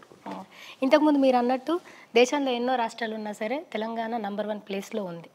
అట్లనే తెలంగాణను డెవలప్ చేసుకునేటి మనం వచ్చి తెచ్చుకున్న తెలంగాణ నీళ్లు, నిధులు, నియామకాలు. అట్లా మనము మీరు మీ హయాంలోనే మల్లన్న సాగర్ ప్రాజెక్ట్ అయినా సరే, రంగనాయక సాగర్ ప్రాజెక్ట్ అయినా సరే మీ హయాంలో జరిగినాయి. కొంతమందిని ఒప్పించి అక్కడి నుంచి కదిపి ఆ ప్రాజెక్ట్ని స్టార్ట్ చేసి ఎక్కడ అంటే 24 గంటలు కలెక్టర్ సార్ అనగానే మీరు అక్కడ హాజరవుతుండేనట. ఇది ఎట్లా సాధ్యమైంది సార్? అంటే మాకు చెప్పడం వేరు, ఊరితోని ల్యాండ్లతోని రిలేషన్ ఉన్న వాళ్ళని చెప్పి ఒప్పించి జరిపించడం వేరు. ఇది ఎట్లా సాధ్యమైంది మీకు? అంటే బేసికల్గా ఒకటి అంటే నాకు ఒక్క జీవితంలో తృప్తి అయిన విషయం అంటే ఒక బహుళ ప్రయోజనాల కొరకు కొన్ని లక్షల కుటుంబాల కొరకు తెచ్చిన తెలంగాణ, కొట్లాడి తెచ్చుకున్న తెలంగాణలో కేసీఆర్ గారి నియోజకవర్గం ఉన్న జిల్లాలో కలెక్టర్ కావడం నా జన్మ అదృష్టం. First point. నేను తెలంగాణ ఆఫీసర్గా డెఫినెట్గా నాలో ఎక్కువ ఫైర్ ఉంటుంది. ఎందుకంటే నేను తెలంగాణ ఆఫీసర్ అయి ఉండి నేను తెలంగాణకు పని చేయకుంటే నేను ఎందుకు ఇంకా అందరికన్నా ఎక్కువ పని చేయాలి నేను. ప్లస్ దట్టు అన్ని ప్రాజెక్టులు నిర్మాణం అయ్యే తెలంగాణ జిల్లాలో.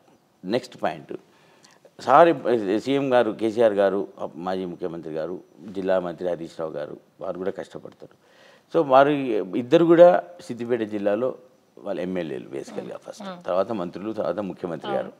సో వారికి ప్రతి నిమిషం ఏమవుతుంది తెలుసు. సో అక్కడే పోరాట గడ్డ, మన పోరాటం బీఆర్ఎస్ తెలంగాణ వచ్చింది అక్కడి నుంచి కొట్లాడుకున్న తెలంగాణ. సో తెచ్చుకున్న తెలంగాణను నిలబెట్టుకోవడం చాలా ముఖ్యం. నేను ఆంధ్రాలో పనిచేసా, రాయలసీమలో పనిచేశాను, ఉమ్మడి ఆంధ్రప్రదేశ్లో. అక్కడే ప్రజలకు మన ప్రజలకు ఒక తరం డిఫరెన్స్, అక్కడ అభివృద్ధి మన అభివృద్ధికి ఒక తరం డిఫరెన్స్, ఒక జనరేషన్ డిఫరెన్స్. కాబట్టి నాలో ఇంకా కసి ఉండింది, బాగా పనిచేయాలి అనేది చేశాం. ఈ చేసే క్రమంలో ఏమైందంటే భారతదేశంలో స్వతంత్రం వచ్చిన కాడి నుంచి బహుశా ఇంతమంది ఐఏఎస్ ఆఫీసర్ల దేశం మొత్తం, నేను బాగా స్టడీ చేశాను, వివరాలు కూడా కనుక్కున్నాను, కాన్ఫిడెంట్గా చెప్తా ఉన్నాను.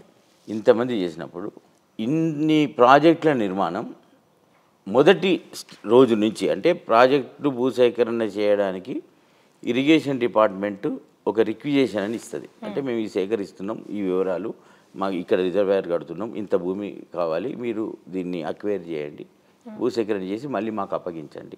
అప్పగించిన తర్వాత మేము ప్రాజెక్ట్ పనులు స్టార్ట్ చేసి ప్రాజెక్ట్ నిర్మించి ప్రజలకు చేస్తామని చెప్తారు. సో ప్రాజెక్టు రూపకల్పన చేసి రిక్విజేషన్ తీసుకున్న అధికారిని నేనే. ప్రాజెక్టు భూసేకరణ చేసి ప్రాజెక్టు నిర్మాణం చేసి ప్రాజెక్టులో నీళ్లు పోసి కాలువలు తవ్వి రైతులకు నీళ్ళు ఇచ్చి ప్రాజెక్టులో నిర్వాసిత కుటుంబాల కొరకు మళ్ళీ మున్సిపల్ ఏరియాలో వాళ్ళ జీవితాలు బాగుండాలి, వాళ్ళకి కట్టిన ఇల్లు కాస్ట్లీ ఉండాలి, ఒక్కొక్క ఇంటికి ప్లాట్ కలిపితే 70 లక్షలు 80 లక్షల వాల్యూ ఉండాలి, ఒక ఎకరానికి ఇక్కడ 50-60 లక్షలు రావాలనేది నా లెక్క ఉండే. అక్కడ సమన్యాయం ఉండాలని ఉండే. అందుకొరకు గజ్వేల్ మున్సిపాలిటీలో 600 ఎకరాల భూసేకరణ చేశారు. ఆ భూసేకరణ చేసి ఇక్కడ కూడా మళ్ళీ వాళ్ళకు నిర్వాసిత కుటుంబాలకు కాలనీ కట్టి ఆ గ్రామాలు ఖాళీ చేసి ఇక్కడ గృహప్రవేశాలు చేసి ఇంత పనులు కూడా ఐఏఎస్ ఆఫీసర్గా భారతదేశ స్వతంత్ర చరిత్రలో నాకొక్కరికే అవకాశం దక్కింది. అంటే నాకు ఇది జీవితంలో పెద్ద అవకాశం. చాలా నాకు చెప్పుకోవడం ఇష్టం ఉండదు. అంటే ఇప్పుడు నేను ప్రజా జీవితంలోకి వచ్చినా కాబట్టి ఇప్పుడు ఫస్ట్ టైం మీకు చెప్తాను. బహుశా నేను ఈ ఇంటర్వ్యూలు చాలా చేశాను కానీ ఈ విషయం మీకు ఫస్ట్ టైం చెప్తాను, నేను ఇక్కడ చెప్పలేదు. సో భూసేకరణ నుంచి మొత్తం కంప్లీట్ చేసి నా ఐఏఎస్ అధికారిగా స్వతంత్ర భారతదేశంలో ఇన్ని 1000 మంది ఐఏఎస్ ఆఫీసర్లు అయిపోయినారు. ఇప్పుడు ఉన్నారు ఐఏఎస్ ఆఫీసర్లు. ఏకైక వ్యక్తిని నాకు అవకాశం వచ్చింది. ఇప్పుడు నాకు చాలామంది చీఫ్ సెక్రటరీలు, స్పెషల్ చీఫ్ సెక్రటరీలు వాళ్ళు నాకు ప్రైవేట్గా కలిసినప్పుడు వాళ్ళు నాకు చెప్తుంటారు, నీవు వరల్డ్ అంటే వేరే దేశాలకు వెళ్ళి ప్రాజెక్టుల నిర్మాణంలో సూచనలు ఇవ్వాల్సినంత నాలెడ్జ్ నీది, నువ్వు ఇక్కడ ఒప్పించి చేయాలి, నీ మీద అసలు వాళ్ళు చెప్తారు నీకు. అంటే నీకు నేషనల్ లెవెల్లో నీకు నువ్వు చెప్పుకోవు, నీకు నువ్వు వ్యాసాలు రాయవు, నీకు నువ్వు ఆర్టికల్స్ రాసుకోవు, నీకు నువ్వు బుక్స్ రాసుకోవు, ఇంటర్వ్యూలు ఇవ్వవు, నువ్వు దీనివల్ల నీకేమైందంటే నువ్వు చెప్పుకోవు. ఇంకొక చెప్పుకోవాలనే ఆ తపన ఉంటే నేషనల్ అండ్ ఇంటర్నేషనల్ అవార్డ్స్ నీకు ఎన్నో వస్తుండే. ఇంకొక సీనియర్ ఐఏఎస్ ఆఫీసర్, మంచి ఐఏఎస్ ఆఫీసర్ ఇంకొక మాట అన్నాడు, ఇది నువ్వు గుజరాత్లో నువ్వు ఈ పని చేసుంటే నువ్వు చనిపోయేంత వరకు ఢిల్లీలో ప్రైమ్ మినిస్టర్ ఆఫీస్కి ఒక అడ్వైజర్గా ఉండేవాడివి అన్నాడు. అంటే ఒక సీనియర్ ఐఏఎస్ ఆఫీసర్ అంటే పని చూసి నాతో పాటు ఇంటరాక్ట్ అయిన వాళ్ళు. అంటే అంత వర్క్ అవుట్పుట్ చేశావు, అంత శ్రమించావు, నువ్వు ఆఫీసర్ రైతు బిడ్డగా రైతులను ఒప్పించినావు, ఇద్దరిని మెప్పించు, ప్రజల సంక్షేమం కొరకు తెలంగాణ బిడ్డగా ప్రాజెక్టుల నిర్మాణంలో కష్టపడ్డావు, ముఖ్యమంత్రి నమ్మిన బంటుగా హరీష్ రావు గారు నమ్మిన బంటుగా నిరంతరం కృషి చేసినావు, ఇవాళ తెచ్చుకున్న తెలంగాణను నిలబెట్టడంలో ప్రాజెక్టు నిర్మాణంలో కీలక పాత్ర పోషించినావు. మరి త్యాగమూర్తులు నిర్వాసిత కుటుంబాలు, కొన్ని వందల కుటుంబాలు, కొన్ని వేల కుటుంబాలు, లక్షల కుటుంబాల కొరకు త్యాగం చేసిండ్రు. ఆ త్యాగాన్ని కూడా గుర్తించి వాళ్ళ గుండెల్లో కూడా నువ్వు నిలిచావు, జరగకుండా చేశావు. నిరంతర కృషి చేస్తే ఇవాళ ఈ సాధన అయింది అనేది నాకు ప్రజల నుంచి ఉంది. సో ఇది నాకు డెఫినెట్గా భగవంతుడు నాకు ఒక గిఫ్ట్ ఇచ్చిండు నా లైఫ్కి, నాకు ఒక ఆలోచన విధానం ఇచ్చిండు. దాన్ని నేను ఇవాళ నా జీవితంలో చాలా తృప్తి ఉంది. అంటే నేను ఎన్నడూ నా సమయం వృధా చేయలేదు, ఏ ఒక్క నిమిషం ఎక్కడ వృధా చేయలేదు. ప్లస్ చిత్తశుద్ధితో పనిచేసా. ఎదుటి వ్యక్తి ప్రేమ జయించి, అతని మనసు జయించి నేను పనిచేసినది కాబట్టి సాధ్యమైంది. అంతే. సో ఇప్పుడు మీరు ఏదైతే చెప్పారో మీ పాత్రని మెదక్ నియోజకవర్గ ప్రజలు గుర్తుంచుకొని, అట్లనే మీరు పనిచేసిన మన సిద్దిపేట కానీ గజ్వేల్ కానీ చాలా అవార్డులు అందుకున్నాయి. అదర్ దెన్ ఈ ప్రాజెక్టులు తప్పితే స్మార్ట్ సిటీ అని, ఆది అని, ఇది అని చాలా వచ్చినాయి మీ హయాంలో. సో ఇవన్నీ కూడా రేపటి రోజున మీ గెలుపుకు కారణం అవుతాయా? 100% అయితే. నేను చెప్తున్నా కదా, ఇవాళ నాకు ఎస్పెషల్లీ సిద్దిపేట జిల్లాలో బాగా కనెక్షన్స్. నాకు గజ్వేల్ నియోజకవర్గం, దుబ్బాక, సిద్దిపేట, ప్రస్తుత మెదక్ పార్లమెంట్ సెగ్మెంట్లో ప్రతి ప్రతి ఇల్లు నాకు తెలుసు. ప్రతి ఊరికి వెళ్తే నేను ఒక 150-200 కుటుంబాలను పేరు పెట్టి పిలుస్తా. సో అందరి ఇంట్లో మనిషిని అయిపోయాను నేను బేసికల్గా. వాళ్ళు ఇక్కడ కలెక్టర్ ఉన్నాడు అంటే ఇక్కడి నుంచో తీసుకొని వచ్చేస్తారు, కలిసిపోతుంటారు. సో అందులో నన్ను విశ్వసిస్తారు, బేసికల్ నన్ను నమ్ముతారు, నా నిజాయితీని నమ్ముతారు, నా పట్టుదలను వాళ్ళు, అంటే పట్టుదల గల మనిషి అనేది ఒక నాకు పేరు. అది వాళ్ళు నమ్మిండ్రు, చూసిండ్రు, నా పనితనం చూసిండ్రు. సో నేను అబద్ధం ఆడలేదు జీవితంలో ఇప్పటి వరకు. నాకు తెలిసి అయితే నేను జీవితంలో శత్రువులు ఎవరన్నా ఉంటే కూడా నాకు ఒకటి అలవాటు. నా క్లాస్మేట్ BAలో నేను నా ఫ్రెండ్స్ అతనికి ఓటేస్తే అతను గెలుస్తాడు, తప్పకుండా గెలుస్తాడు. So BA final year. So నేనేం చేశానంటే, నాకు అబద్ధం ఆడరాదు నాకు. బట్ నా ఫ్రెండు, కానీ పార్టీ పరంగా నేను కొద్దిగా డిఫర్ అయినా, నేను వెళ్ళి చెప్పా, నేను నీకు ఓటేస్తలేనండి. అయ్యో, పోయి ముఖం మీద అంటే డైరెక్ట్ పోయి చెప్పా. అంటే నాకు అబద్ధం ఆడడము, నాకు మోసం చేయడము నాకు రాదు. గిల్ట్ అనిపిస్తుంది నాకు. అయ్యో నేను అబద్ధం ఆడతాను, నేను మోసం చేస్తున్నాను, నేను తప్పు కదా, మరి నన్ను నమ్ముకున్నాడు, నేను నా ఓటు వస్తుంది అనుకొని అనుకుంటుండొచ్చు. మరి నేను ముందే చెప్తే ఇట్స్ ఓపెన్ ఫీల్డ్. ఆయన ఎక్కువ ప్రయత్నం చేసుకుంటాడు, ఎవరు గెలుస్తారనేది ప్రజలు నిర్ణయిస్తారు. అప్పుడు మా స్టూడెంట్స్, విద్యార్థులు నిర్ణయిస్తారు, స్టూడెంట్ ఎలక్షన్స్. కాబట్టి నేనేం చేశానంటే, నా ఫ్రెండ్కి నేను నీకు వేయట్లేదురా, నువ్వు నాతో పాటు ఒక 30-40 ఓట్లు ఉంటాయి, మరి నాకు ఒక ఫాలోయింగ్ ఉంది, మరి అవి కూడా నీకు వేయరు అంతే అంతే. కాబట్టి చెప్పాను, ఇక నీ ప్రయత్నం నువ్వు చేసుకో. అల్టిమేట్లీ పీపుల్ విల్ డిసైడ్, అంటే స్టూడెంట్స్ విల్ డిసైడ్, విద్యార్థులు డిసైడ్ చేస్తారు. నేను మాత్రం నన్ను రేపొద్దున ఓడిపోయిన తర్వాత అయ్యో వెంకటరామరెడ్డి ఓడిపోయకుంటే నేను ఓడిపోయాను అనేది నువ్వు మనసులో పెట్టుకోకు. ముందే చెప్తున్నా, ఎలక్షన్ అయిపోయిన తెల్లారి నుంచి మనం మళ్ళీ మిత్రులమే. ఈ ఒక్క ఇష్యూలో మనం డిఫరెన్స్ అయింది. బట్ నా ఫ్రెండ్షిప్కి దీనికి తేడా లేదు. ఫ్రెండ్ అని చెప్పి నేను నమ్ముకున్న సిద్ధాంతాలను దూరం రాను అని నేను మనకి క్లియర్గా చెప్పి నేను డిఫర్ అయినా బాధపడ్డాడు. అల్టిమేట్గా వాడు ఓడిపోయాడు, నేను గెలిచిన క్యాండిడేట్ గెలిచాడు. అల్టిమేట్గా ఇది నా నేపథ్యం. సో ఇది సో మీరు భారతదేశంలో ఏఐఎస్ చేయలేని పనిని చేసి మీకు రిజల్ట్ని చూసిర్రు, మీకు ఒక తృప్తి ఉంది, అంత కష్టపడి జాబ్ వస్తే చాలు అని అనుకుంటారు. మీరు ఇంతకుముందు చెప్పినట్టు కదా మీ నాన్నగారు కూడా మంచిగా చదివించి ప్రయోజకులను చేయాలనుకున్నారు అన్నట్టుగానే నిలబెట్టిర్రు. చాలా అద్భుతమైన మీ పని చేయంగా రేపు ఇప్పుడు ఎంపీ వచ్చింది, కానీ మీరు రాజీనామా చేసే టైంకి ఇంత పెద్ద ఆలోచన లేదు. కానీ ఏ ధైర్యంతో రాజీనామా చేసిరు, చేసినప్పుడు బాధపడ్డారా? అంటే అసలు బాధపడలేదు. అంటే నాకు కేసీఆర్ అంటే తండ్రి. ఆయన బావిలో దునుకుమంటే దునుకుతా, సముద్రంలో దునుకుమంటే దునుకుతా, ఏం చేయమంటే చేస్తా. నేను మారు వెనుకకు తిరిగి చూడను, ఒక్క క్షణం ఆలోచించాను. అదే ఆ రోజు రాజీనామా చేయాలి అంతే. ఇంకా ఆయన 1 డే బిఫోర్ నాకు తెలుసు, అప్పటిదాకా నాకు తెలియదు. ఎక్కడున్నావు వెంకట్రామ్ అన్నారు. కలెక్టర్ నేను జిల్లాలో ఉన్నా సార్ అన్నాను. రేపు నాకు లంచ్కి రా నాయంబడి అన్నారు. లంచ్లో ఇద్దరం కలిసి లంచ్ చేస్తున్నాము. ఎందుకు కూర్చునే ముందు కూడా తెలియదు నాకు. లంచ్ చేస్తుంటే మధ్యలో వెంకట్రామ్ రిజైన్ నువ్వు నా టీంలో జాయిన్ అయిపో, ప్రత్యక్ష రాజకీయాలకు అంటే నువ్వు ఎమ్మెల్సీ అయిపో, ఇంకా స్టేట్కి నీ అవసరం ఉంటుంది. నువ్వు జిల్లాలో అన్ని పనులు చేసావు, ఆల్మోస్ట్ పనులన్నీ అయిపోయినాయి. మల్లన్న సాగర్ అయిపోయింది, కొండపచ్చమ్మ అంత అయిపోయింది. నువ్వు రాష్ట్రానికి ఇంకా పని చేయాల్సిన అవసరం ఉంటుంది, నువ్వు నాయంబడి ఉండు అని చెప్పి వారు ఒకటి పిలుపునిచ్చారు. అంత తెలంగాణ తెచ్చిన తండ్రి. నాకు ఒకటే క్వశ్చన్ అక్కడ, తెలంగాణ తెచ్చిండు, తెలంగాణ నిలబెట్టిండు 100% నిలబెట్టిండు. సో ఇంకా నాకు ఆయన కన్నా నాకు ఎవరున్నారు చెప్పండి. ఇప్పుడు నాకు తండ్రి సమానులైన తండ్రి ఆయన. నేను అందుకొరికే కలెక్టర్ ఆఫీస్లో కూడా నాకు ఇవాళ కలెక్టరేట్లు ఎట్లా కట్టారు, మిగతా రాష్ట్రాలలో సచివాలయాలాగా ఉన్న వాటిని ఇవాళ మన కలెక్టరేట్. సో ఎంత ఫాస్ట్గా అయిపోయినాయి పనులన్నీ. సో ఎంత పట్టుదలతో చేసిండ్రు. సో అందులో ఛార్జ్ తీసుకున్నారు. నేను కలెక్టర్గా ఛార్జ్ తీసుకున్నాను. నేను తండ్రిని చూసిన ఆయనలో, తెలంగాణ తండ్రిని చూసాను నేను. అంతే. నేను ఐఏఎస్ ఆఫీసరు కాళ్ళు మొక్కద్దని ఎక్కడుంది? ఇది నేను అడుగుదాం అనుకున్నాను సార్. ఎక్కడుంది? కాళ్ళు మొక్కినందుకు కూడా పెద్ద ఇష్యూ. అంటే మీరు తండ్రిలాగా చూసారు, కాకపోతే కలెక్టర్ అయ్యుండి సీఎంకి కాళ్ళు మొక్కుతారా, ఇది చిన్నపాటి ఇష్యూ అయింది అప్పట్లో. మీరు ఎట్లా తీసుకున్నారు దాన్ని? అసలు అంటే నా నేచర్ ఒకటి, నా మీద నాకు బాగా సెల్ఫ్ కాన్ఫిడెంట్. నాకు బాగా నా మీద నాకు నమ్మకం, చాలా నమ్మకం నా మీద. ఎందుకంటే కాన్షియస్గా నేను తప్పు చేయను. నేను కాన్షియస్గా తప్పు చేయనప్పుడు 1000 మంది నా గురించి చెడుగా మాట్లాడినా కూడా నేను పట్టించుకోను, అస్సలు పట్టించుకోను. నాకు టైం వేస్ట్ చేయదు దాని మీద. ఎందుకంటే నా టైం ఈజ్ ఇంపార్టెంట్ లైఫ్లో. నేను ఆ రోజు ఒక 3 రోజులు 4 రోజులు నా మీద చాలామంది ఫోన్ చేసిండ్రు.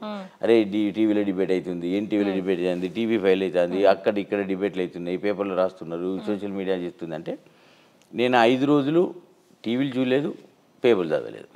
నాకు అలవాటు అది. నా మీద ఎవరన్నా కొద్దిగా నెగిటివ్గా ఏమన్నా వార్తలు వచ్చినప్పుడు టైం వేస్ట్ అవుతుంది, నా మైండ్ డైవర్ట్ అవుతుంది అనవసరంగా అని చెప్పి ఆ 5 రోజులు 6 రోజులు టీవీ చూడను, న్యూస్ పేపర్లు చదవని.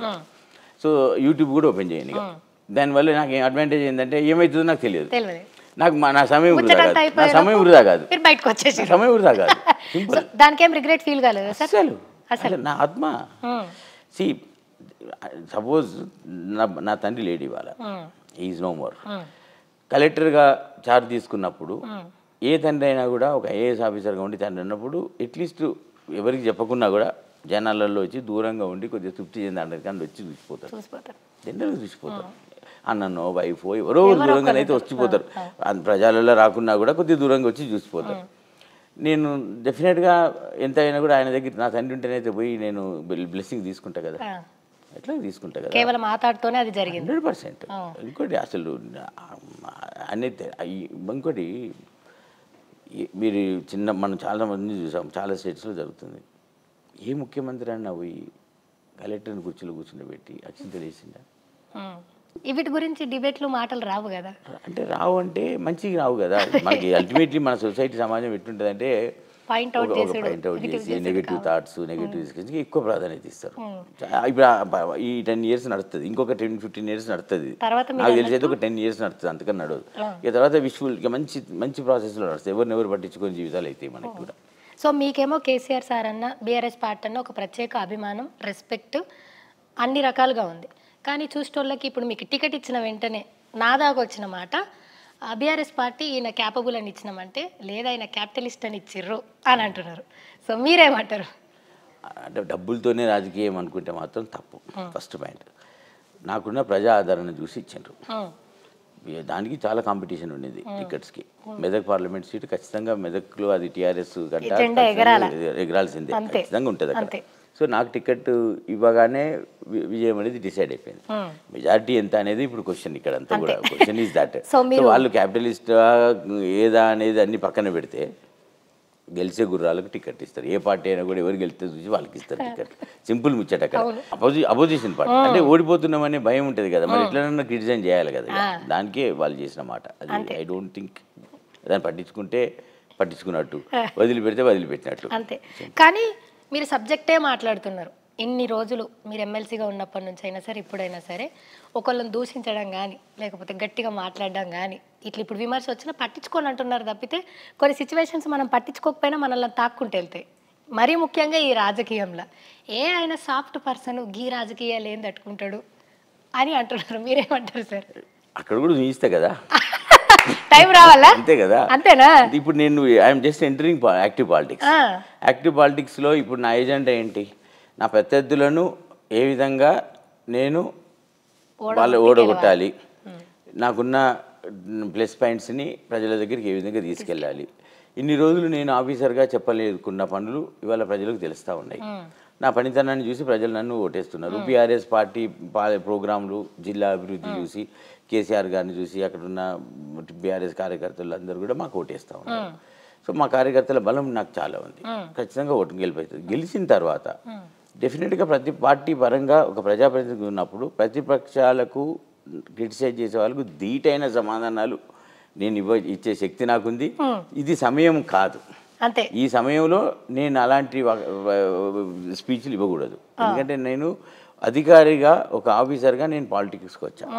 పాలిటిక్స్లో వచ్చినప్పుడు నేను ఏం చేస్తాను, అల్టిమేట్లీ ప్రజలకు ఒక అభ్యర్థి ఏం చెప్పుకుంటాడు, ఏం చేస్తాను, నా నేపథ్యం ఏంటి, నేను ఎందుకు రాజకీయాలకు వచ్చాను, నేను ఏం చేయబోతున్నాను, చెప్పినవి చేస్తాడా లేదా అనేది ప్రజలకు విశ్వాసం కల్పించడమే రాజకీయ నాయకు ఎలక్టెడ్ అంటే కంటెస్టింగ్ క్యాండిడేట్కి ఉన్న ప్రధాన లక్ష్యం. పార్టీ నుంచి కొంత స్ట్రెంత్, పర్సనల్గా కొంత స్ట్రెంత్. పర్సనల్గా నేను చెప్పుకుంటున్నా, నేను పార్టీలో కొత్త కాబట్టి. బట్ పార్టీ గురించి చెప్పుకుంటుంది. ఇప్పుడు హరీష్ రావు గారు ఉన్నారు, వారు అక్కడ మొత్తం క్యాంపెయిన్ అంతా వారు చూస్తూ ఉన్నారు. సో వారు పార్టీ గురించి మాట్లాడుతున్నారు. మాకు స్థానిక మా ఎమ్మెల్యేలు ఉన్నారు, వాళ్ళు పార్టీ గురించి మాట్లాడుతుంటారు. నేను ఏం చేయగలుగుతాను, నాకు ఎందుకు వేయాలి ఓటు, నా బాధ్యత ఏంది. సో నేను వాళ్ళకి క్లియర్గా చెప్తాను. ఎక్స్ప్లెనేషన్ కావాలి, అంతే కదా, ఎక్స్ప్లెయిన్ చేయాలి. సో నేను అందరిలాగా తప్పుడు వాగ్దానం ఇవ్వను. మీకు అక్కడ తెలుసు ఒక దుబ్బాకలో ఏమైందో. సో అక్కడ 54,000-55,000 ఓట్లతో ఓటమి పాలయ్యారు. ఆయన ఏం వాగ్దానాలు ఇచ్చిండు? తప్పుడు వాగ్దానాలు ఇచ్చిండు, పాంప్లెట్లు ఇచ్చిండు. సేమ్ ఇక్కడ గ్యారంటీ లాగా ఆయన కూడా ఒకటి పెద్దది కొట్టి లంబచోట జిట్టిచ్చి పెట్టిండు.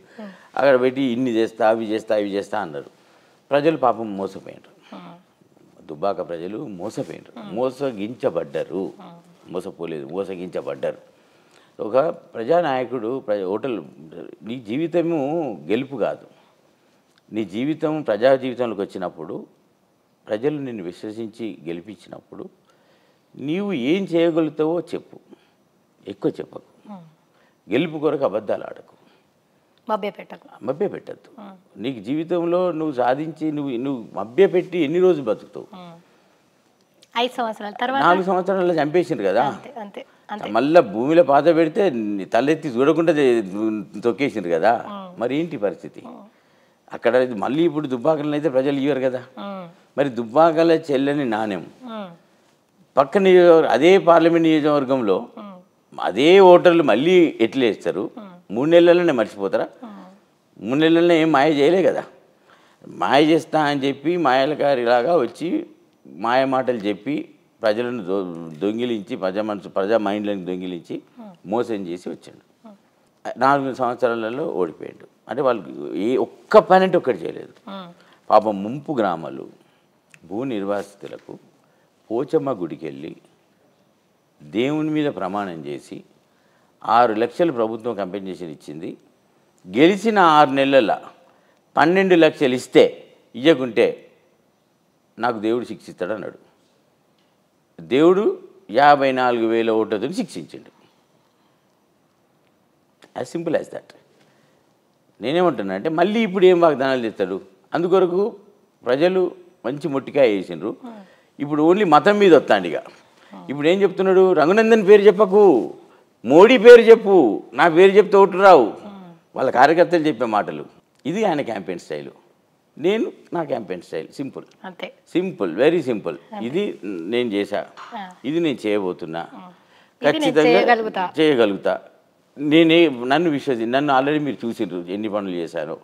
సో చేస్తానని ధైర్యం ఉంది, చేస్తాను, నాకు ఓటేయండి. నేను 100% ఏదైతే టైం లైన్స్ ఇచ్చినో అంతకన్నా ముందు చేస్తున్నా. ఇంకా నేను మీకు నేను ముహూర్తాలు కూడా ఫిక్సప్ చేసుకున్నా. 100%. ట్రస్ట్ లాంచ్ ఏదైతే ఉందో, మా అన్నయ్య కూడా ఐఏఎస్ ఆఫీసర్, రిటైర్ అయ్యారు. ఆయనకు ఈ విషయాలన్నీ బాగా తెలుసు కాబట్టి ఆల్రెడీ నేను ట్రస్ట్ ఆల్రెడీ చేసేసాను. ట్రస్ట్ ఫార్మేషన్ అయిపోయింది. ఓన్లీ రిజిస్ట్రేషన్ ఒకటి ఉంది.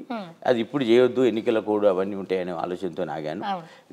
ఎన్నికలైన తెల్లారి రిజిస్టర్ చేస్తా ట్రస్ట్. 100. నేను 30 days లోపల 7 నియోజకవర్గాల లోపల ట్రస్ట్ కార్యక్రమాలు ఆవిష్కరిస్తాం. హరీష్ అన్న గారి సమక్షంలో, స్థానిక సభ్యుల సమక్షంలో, 50,000 లక్ష మంది సమక్షంలో ఆ రోజు ఒక వేడుక సందర్భంగా నేను ప్రజల సేవలో ఉండడానికి ఆ రోజు నుంచి నా కార్యక్రమాలు మొదలైతాయి. అంటే ముహూర్తం ఫిక్స్ చేసుకున్నారు. ఆ రోజు అయ్యగారిని అడిగాను, మా సిద్ధాంతి అడిగా. మాకు 30 సంవత్సరాల నుంచి మాకు అతనే సిద్ధాంతి. సో అతని సిద్ధాంతిని ఏ రోజు ఎక్కడ చేయాలనేది 7 ముహూర్తాలు పెట్టుకున్నాను.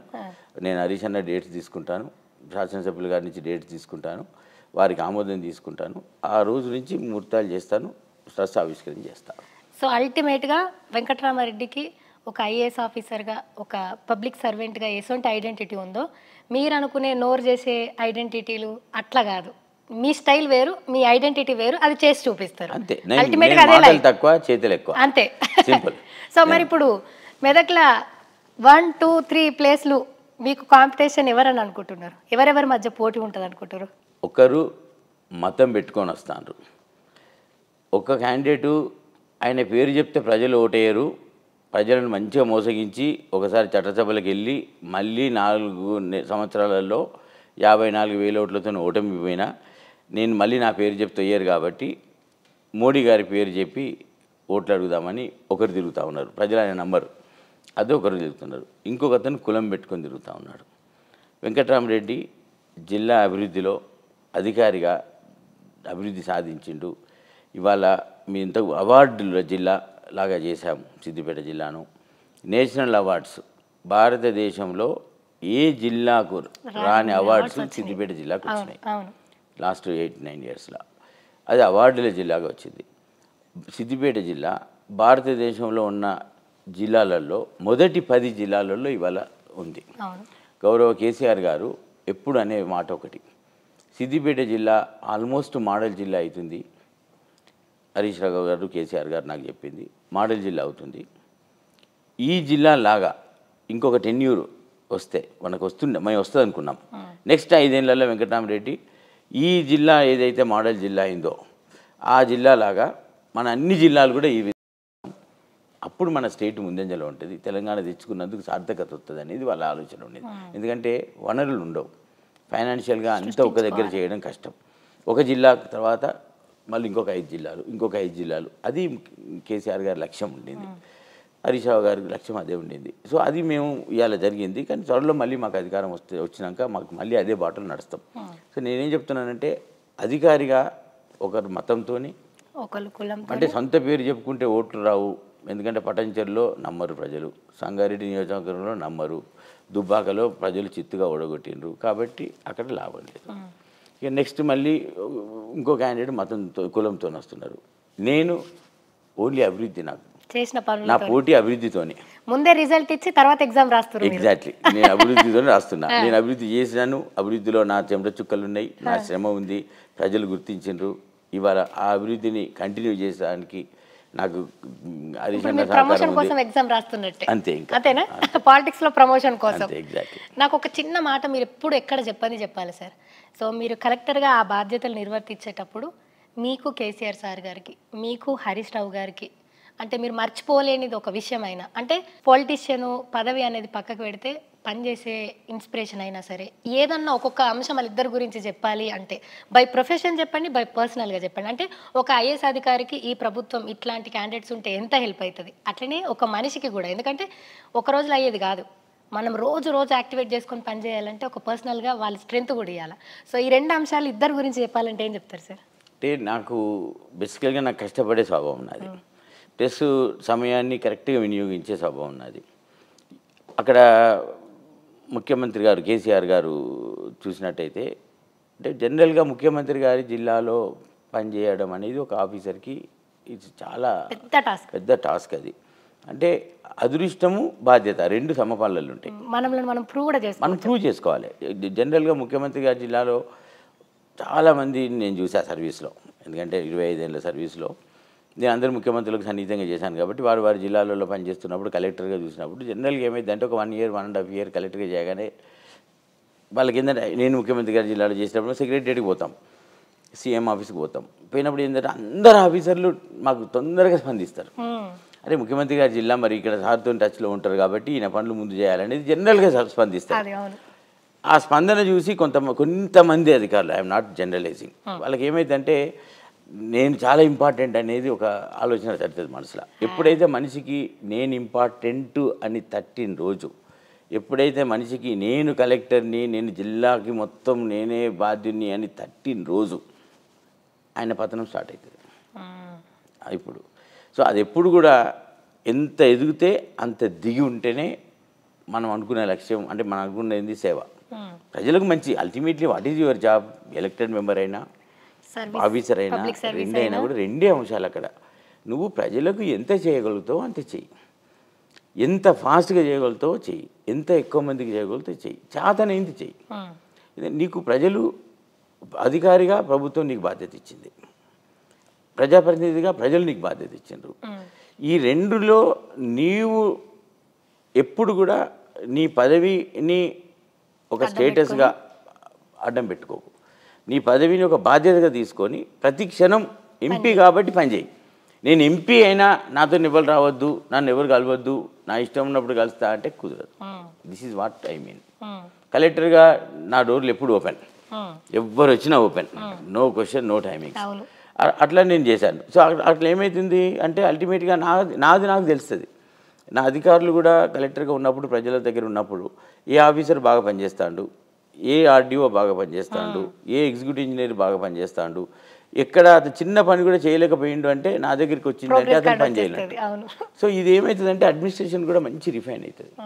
సో కాబట్టి ఎప్పుడు కూడా మనం, నాకున్న ఆలోచన ఏంటంటే బాధ్యతలు పెరిగినప్పుడు మన జీవిత లక్ష్యంలో కూడా దానికి సరైన సమయం ఇవ్వాలి, సరైన విధంగా ప్రజలకు సంఘం చేసి, అప్పుడే కదా మనస్తృప్తి. మనం మన కొరకు బతుకుతున్నామా, మన హ్యాపీనెస్ కంటే మన హ్యాపీనెస్ ఎక్కడ ఉంది, వెన్ వి డెలివర్. సో అక్కడ that is what I am. Okay. So ఇప్పుడు బీఆర్ఎస్ పార్టీ అయిపోయింది, మెదక్లో గెలవలేదు, ఇప్పుడు ఈయనేం గెలుస్తాడు, లేకపోతే కష్టము, లేకపోతే ఇంకా అయిపోయింది భూస్థాపితం, రకరకాల మాటలు, ఒకటి కాదు. పార్టీ గురించి మాట్లాడేటి ఉన్నాయి, మీ గురించి మాట్లాడేటి ఉన్నాయి. ఒకవైపు ఇది ఉంది, ఒకవైపు ఇది ఉంది. మీరు జనాలకు ఏం క్లారిటీ ఇస్తారు? ఫస్ట్ చెప్తున్నాను, కేసీఆర్కి తెలంగాణలో 50 సంవత్సరాలు కాదు ఇంకెన్ని రోజులైనా కూడా ధీటైన వ్యక్తి రాడు. First point. చిన్న మిస్టేక్ మాది కావచ్చు, ప్రజలు తప్పుగా అర్థం చేసుకోవడము, కాంగ్రెస్ పార్టీ గ్యారెంటీలు ఇచ్చి బాండ్ పేపర్కు జీవితం ఉంటే అది జన్మలు ఏడ్చే విధంగా దాన్ని అనవసరంగా దాన్ని డ్యామేజ్ చేసి వాళ్ళ బాండ్ పేపర్కు విలువ లేకుండా చేసి కాంగ్రెస్ అధికారంలోకి వచ్చింది. తప్పితే మేము ఓడిపోవాల్సిన కారణం లేదు, ఫస్ట్ పాయింట్. రెండవది, ప్రజలు గుర్తిస్తున్నారు. మీరు ఒక సంవత్సరం ఆగండి, కాంగ్రెస్ ఎమ్మెల్యేలు, కాంగ్రెస్ ప్రజాప్రతినిధులు రోడ్ల మీద తిరుగుతారా, ఫంక్షన్లు పెట్టుకుంటారా, ఇనాగరేషన్లు పెట్టుకుంటారా, ఒక్కసారి చూడండి మీరు. Just not possible. ఇప్పుడేం మాట్లాడు అసలు వాళ్ళకు నేను చెప్పాను కదా, 10 సంవత్సరాల బీఆర్ఎస్ పాలన ప్రజలు క్యాలిక్యులేట్ చేసుకుంటారు, చూస్తారు. ప్రస్తుత కాంగ్రెస్ పాలన చూసుకుంటారు. కంపారిజన్ రాదు వాళ్ళకు. అప్పుడు బాగుండే, ఇప్పుడు బాగాలేదు. ప్రజలు ప్రభుత్వం నడపాలి అంటే బేసికల్గా ఏంటంటే ఎక్స్పీరియన్స్ చాలా అవసరం. అంటే బేసికల్గా అంటే పోరాటం తెచ్చిన పార్టీ, ఇది ప్రజల గుండెల్లో ఉన్న పార్టీ, ప్రజలు ఏం కోరుకుంటున్నారని ఆలోచించి పోరాటం చేసి తెచ్చిన పార్టీ. కాబట్టి కేసీఆర్కి సమాంతరంగా నెక్స్ట్ 30-40 సంవత్సరాల రాజకీయ నాయకుడు ఎదుగుతాడు తెలంగాణలో అంటే లేదు. ఆయన పరిపాలనకు సమాంతరంగా పరిపాలన ప్రజలు చూస్తారు అనేది లేదు. 100% ఒక కేసీఆర్ రావాలి అనేది ఇంటింట నోట నినాదం త్వరలో రాబోతుంది. ఈ 3.5 నెలల పాలన గురించి జనాలు రియలైజ్ అయినారని బీఆర్ఎస్ పార్టీ వాళ్ళు అంటున్నారు. లేదు మేమే ఇచ్చిన హామీలు నెరవేర్చిన మేము గెలుస్తామని అంటున్నారు. మీరు క్యాంపెయిన్ స్టార్ట్ చేసినారు కాబట్టి, మీరు రూరల్ లెవెల్ వరకు గ్రౌండ్ లెవెల్ వరకు వెళ్తున్నారు కాబట్టి రెండిట్లో ఏది నిజమంటారు? ప్రజలు గమనించారు, ప్రజలు అర్థం చేసుకుంటున్నారు. అంటే మీరు ఒకటే చూడండి, ఇవాళ తెలంగాణ గ్రామాలలో ఏ గ్రామానికన్నా వెళ్ళండి, మీరు ఏ గ్రామానికన్నా వెళ్ళండి, 9 సంవత్సరాలలో ఎన్ని మోటార్లు కాలినాయి, 3 నెలల్లో ఈ 4 నెలలు అనుకో 4 నెలల్లో ఎన్ని మోటార్లు కాలినాయి అని అడగండి. అంతే, ఇంకేదొద్దు, ఇదొక్కటి అడగండి. 9 సంవత్సరాలలో కరెంటు ఎప్పుడైనా పోయిందా అని అడగండి. ఈ 4 నెలల కరెంటు పోతుందని అడగండి. 2, 3. 9 సంవత్సరాల కేసీఆర్ పాలనలో రైతు పొలాలు ఎండిపోయినాయా, కరెంటు లేక నీళ్ళు లేక, ఇప్పుడు ఎండినాయా, ఈ మొన్నటి ఎండినాయా? 3. ఈ విషయం అడగండి. రైతులు ఉదయాన్నే 5ంటికో 4ంటికో కరెంటుకి వస్తే, తెలంగాణ రాకముందు మబ్బు చీకట్ల పాములు కుడతా అంటే, తేళ్ళు కుడతా అంటే పొలాల కాడికి వెళ్ళి కరెంటు కొరకు నీళ్లు పెట్టుకొని మళ్ళీ రాత్రి పొలం కాడ వండుకోవడమో ఇంటికి వచ్చి వండుకోవడమో జరిగి ఎన్నో మరణాలు అయినాయి. ఎంతో కష్టపడ్డారు. ఇవాళ రైతు మబ్బుల 4ంటికి 5ంటికి లేచి 9 ఏళ్ళు కేసీఆర్ గారు మంచి పాలన ఇచ్చిండ్రు. ఎన్నడూ కూడా 4ంటికి మబ్బుల 5ంటికి లేవాల్సిన పరిస్థితి రాలే. ఇవాళ మబ్బుల 4ంటికి 5ంటికి లేచి బాయికాడికి పోయి మోటార్ ఒత్తి పొలం పండించుకొని మళ్ళీ ఇంటికి వచ్చిండు. ఆయన రైతులు వేస్తానప్పుడు దుఃఖపడుకుంటే లేచిండు. అబ్బా తప్పు పని చేసినాం, కాంగ్రెస్ ఓటు ఎత్తిమి, గింత దుర్గోస్ అవుతుంది అన్నారు. ఇప్పుడు చెప్పిన 4 అంశాలు ఇవాళ ఏ ఊర్లోనైనా అడగండి మీరు, మీకే సమాధానం దొరుకుతుంది. ఈ 4 అంశాలే బీఆర్ఎస్ పార్టీకి ప్రజలు మళ్ళీ కోరుకుంటున్నారు, కేసీఆర్ రావాలంటున్నారు. మీకు ఆ క్లారిటీ ఉంది? 100% క్లారిటీ ఉంది. Thank you sir. ఇప్పుడు కొంచెం పర్సనల్ విషయాలు మాట్లాడదాం. చూసేందుకు ఎంత సాఫ్ట్గా ఉంటారో, మీకు హ్యూమన్ టచ్ అన్న హ్యూమన్ వాల్యూస్ అన్న చాలా ఇంపార్టెంట్. మీ అమ్మగారితో మాట్లాడినాం, ఖచ్చితంగా నా కొడుకు పొద్దునన్నా పొద్దుకన్నా నన్ను కలవాల్సిందే. మీ ఆవిడ గారితో మాట్లాడినాం, గంటకి మీ కూతురికి మెసేజ్ పోతుంది, అది ఎంత పెద్ద మీటింగ్ అయినా సరే. సో ఒకవైపు విలువలు, చేసే పని, పెట్టుకున్న వాళ్ళ నమ్మకం, ఇన్నిటి మధ్యలో ఫ్యామిలీకి ఎక్కడో ఒక దగ్గర వీళ్ళు మనోలే కదా పోని అని డిఫాల్ట్గా మనం ఇగ్నోర్ చేయొచ్చు. కానీ మీరు అది చేస్తలేరు. ఎట్లా? అది మీరు మీ మైండ్లో అలారం పెట్టుకున్నారా ఖచ్చితంగా 1 అవర్ అయిన బేబీకి మెసేజ్ చేయాలని? అది అలవాటు అయింది అంతే. కూతురు ప్రేమ అది అంటే నాకు నన్ను శాసించేది నాకు ఈ జీవితంలో ఒక కూతురే నాకు. అదే స్పేస్కి వెళ్ళి అంటే వైఫ్ తన సపోర్ట్ నాకు నా 25 సంవత్సరాలు పెళ్ళైన నుంచి ఆమె సపోర్ట్ నాకు విపరీతమైన సపోర్టు. అంటే అన్ని విధాలా నాకు సపోర్ట్ చేసింది. ఇవాళ నా సక్సెస్కి ఆమె కారణం.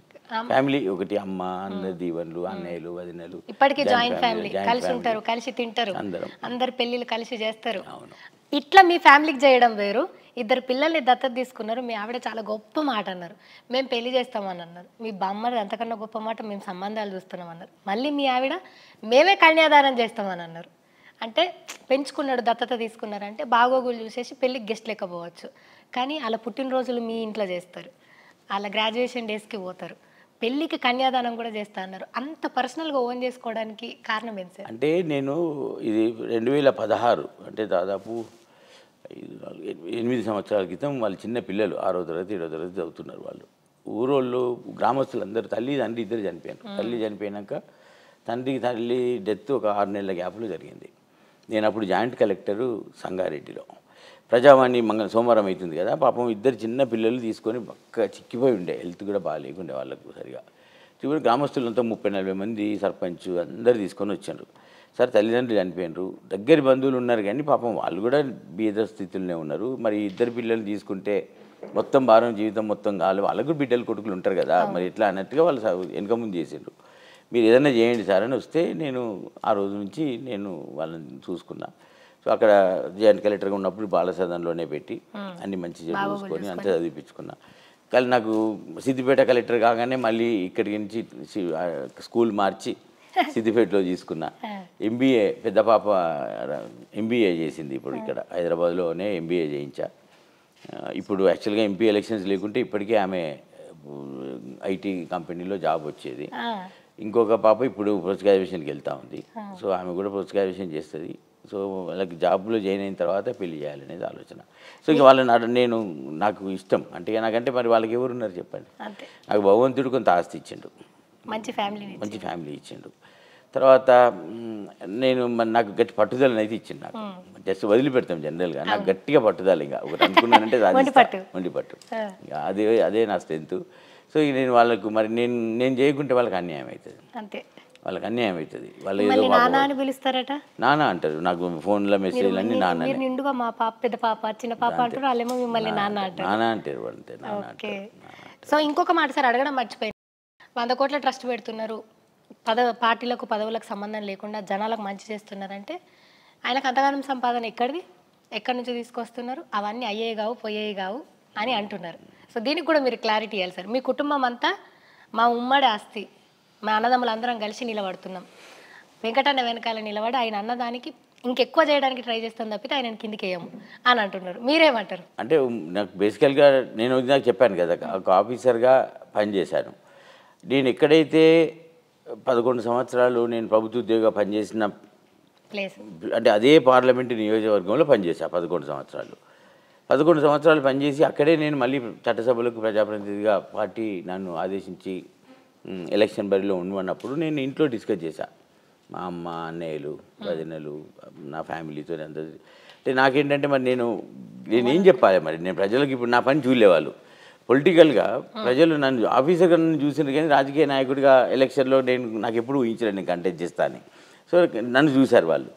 మరి నేను ప్రజలకు నాకున్నది ఏంటి? విద్య, నాకున్నది ఎడ్యుకేషన్, నాకున్నది పట్టుదల. ఈ రెండు. తర్వాత కాంపిటేటివ్ ఎగ్జామ్స్ లోపల నేను చదివి నేను ఇవాళ ఆఫీసర్ని అయ్యా. నా ఆలోచన ఏంటంటే మరి నేనేం చేయాలి ప్రజలకు, నేనేం చెప్పాలి అనేది నేను ప్రశ్నించుకున్నాను. నాకు కొద్దిగా ఎప్పుడు ప్రత్యక్ష రాజకీయాలకు వెళ్ళినప్పుడు నా ఆలోచన ఏంటంటే ఖచ్చితంగా వాళ్ళకి సేవ చేయడానికే పోతున్నా. నాకు ఇంకో అవసరం లేదు, నాకు పైరవీలు లేవు, దందాలు లేవు, కాంట్రాక్ట్ లేవు, నాకు ఏది అవసరం లేదు. I don't want anything. So నాకు కావాల్సింది సేవ. సో ఇది చేయాలి అంటే నా ఆలోచన ఏంటంటే ఫ్యామిలీని అడిగా, మరి నాకు ఫైనాన్షియల్ సపోర్ట్ కావాలి, ఉమ్మడి ఆస్తి. సో ఉమ్మడి ఆస్తిలో నాకు మీరు ఒక 100 crores ట్రస్ట్ పెట్టాలనుకుంటున్నా, మరి మీరు సపోర్ట్ చేస్తారంటే మళ్ళీ ఇమీడియట్గా అందరం జాయింట్ ఫ్యామిలీ రోజు కలుస్తాం కదా, కలిసే ఉంటాం. సో నా మనసు వాళ్ళకి బాగా తెలుసు, వీడికి పట్టుదల ఉంటుంది, కరెక్ట్గా చేస్తాడు, అంటే వీడి వల్ల ప్రజలు తను అనుకుంటే చేయగలుగుతాడు అనేది వాళ్ళకి అందరికీ చాలా విశ్వాసం. సో ఇమీడియట్గా nothing doing, yes go ahead అని అన్నారు వాళ్ళు ఇమీడియట్గా. అప్పుడు నేను దీన్ని ప్లాన్ని అంతా కూడా రూపకల్పన చేసుకొని నాకు కావాల్సింది ఏంటంటే ఇప్పుడు పాప ఇద్దరు రాధిక ఉన్నారు, అట్లాగే సౌమ్య అని ఇంకొక పాప మెడిసిన్ చదువుతుంది, వాళ్ళకు నేను మెడిసిన్ చదివించా. ఇద్దరు అక్క చెల్లెళ్ళు, ఇద్దరికి నేను మెడిసిన్ చదివించా. పాపం చాలా పూర్, వాళ్ళ నాన్న అమాలి. సో అంటే నాకు ఆఫీసర్గా ఉన్నప్పుడు చాలామంది ఇట్లా వచ్చినప్పుడు నేను చేయగలిగా. బట్ అందరూ ఆఫీసర్లు అట్లా చేయాలంటే కొద్దిగా కష్టం వాళ్ళు. నేను కొద్దిగా ధైర్యంగా చేస్తా. సో నేను నమ్మింది చేస్తా, నాకు తర్వాత ఏమైనా సరే అంతే ఇక. సో అట్లా చేశా. అందరు చేయాలంటే చేయరు. I'm not finding fault with them, but నా స్ట్రెంత్ వేరు. అప్పుడు నేనేమనుకున్నానంటే మరి నేను ఫ్యామిలీలో డబ్బు ఉంది, మాకు 3rd generation.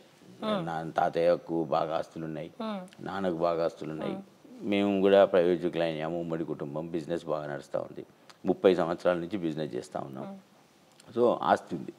సో నేను ప్రజా జీవితాలకు వెళ్ళినప్పుడు మరి నేను కూడా ఒక ట్రస్ట్ పెడతాను, ఇట్లా కార్యక్రమం నుంచి చేయాలనుకున్నాను. అప్పుడు చెప్పినప్పుడు విద్య, ఎడ్యుకేషన్ చేయాలి. సో ప్రజలకు క్లియర్గా నేను చెప్పాను. ఫస్ట్ పేద విద్యార్థులకు చాలామంది నేను అధికారిగా ఉన్నప్పుడు మొదటి సంవత్సరం ఫీజు కడతారు పాపం, తల్లిదండ్రులు చదివించాలనే తపనతో కడతారు. వాళ్ళు సీట్ వస్తుంది తపనతో అప్పటి చేసి అంతంగా ఏదో ఆస్తి అమ్మి కడతారు. 2వ సంవత్సరం కట్టాలంటే ఏముండదు పాపం. ఏదో అట్లాంటి కుటుంబాలు మన సమాజంలో చాలా ఉన్నాయి, మనం అనుకుంటాం కానీ చాలా ఉన్నాయి. క్యాపబుల్ అయిన పర్సన్స్కి అంటే వాళ్ళ ప్రతిభ ఉంది, పిల్లలకు వాళ్ళకి అడ్మిషన్ వచ్చింది, మధ్యలో చదువు ఆగిపోతుంది, వాళ్ళకు 70,000 ఫీజు ఉంటుంది. నేను అధికారిగా ఉన్నప్పుడు ఓ ప్రజాప్రతినిధి వాళ్ళ తరఫున వస్తారు, జనరల్గా వాళ్ళు ప్రజాప్రతినిధి తరఫున వస్తారు, వాళ్ళు డైరెక్ట్గా వస్తారు. సార్ 70,000 ఉందట స్కూల్కి ఫోన్ చేయి, ఆ కాలేజీకి ఫోన్ చేయి, మల్లారెడ్డి కాలేజీకి ఫోన్ చేయి, లేకుంటే చైతన్య కాలేజీకి ఫోన్ చేయి, ఒక 20,000 తగ్గిమను, 30,000 తగ్గిమను, అంత కట్టని అడుగుతారు. సో కొన్నిసార్లు ప్రయత్నం చేసి తగ్గించేది, కొన్నిసార్లు లేకుంటే దగ్గర ఉంటే ఇచ్చేది. సో నా ఉద్దేశం ఏంటంటే మరి అట్లాంటి విద్యార్థులకు చదువు మధ్యలో ఆగిపోకుండా, తల్లిదండ్రులకు విద్య భారం కాకుండా ట్రస్ట్ నుంచి నేను చేసినట్టయితే కొన్ని వెయ్యిల కుటుంబాలకు నా ట్రస్ట్ ఉపయోగపడుతుంది. సో విద్య అనేది ఒక కుటుంబాల్లో ప్రయోజకుడు అంటే ఆ కుటుంబం ఒక 20 సంవత్సరాలు ముందుకెళ్తుంది. ఇది నా ఆలోచన.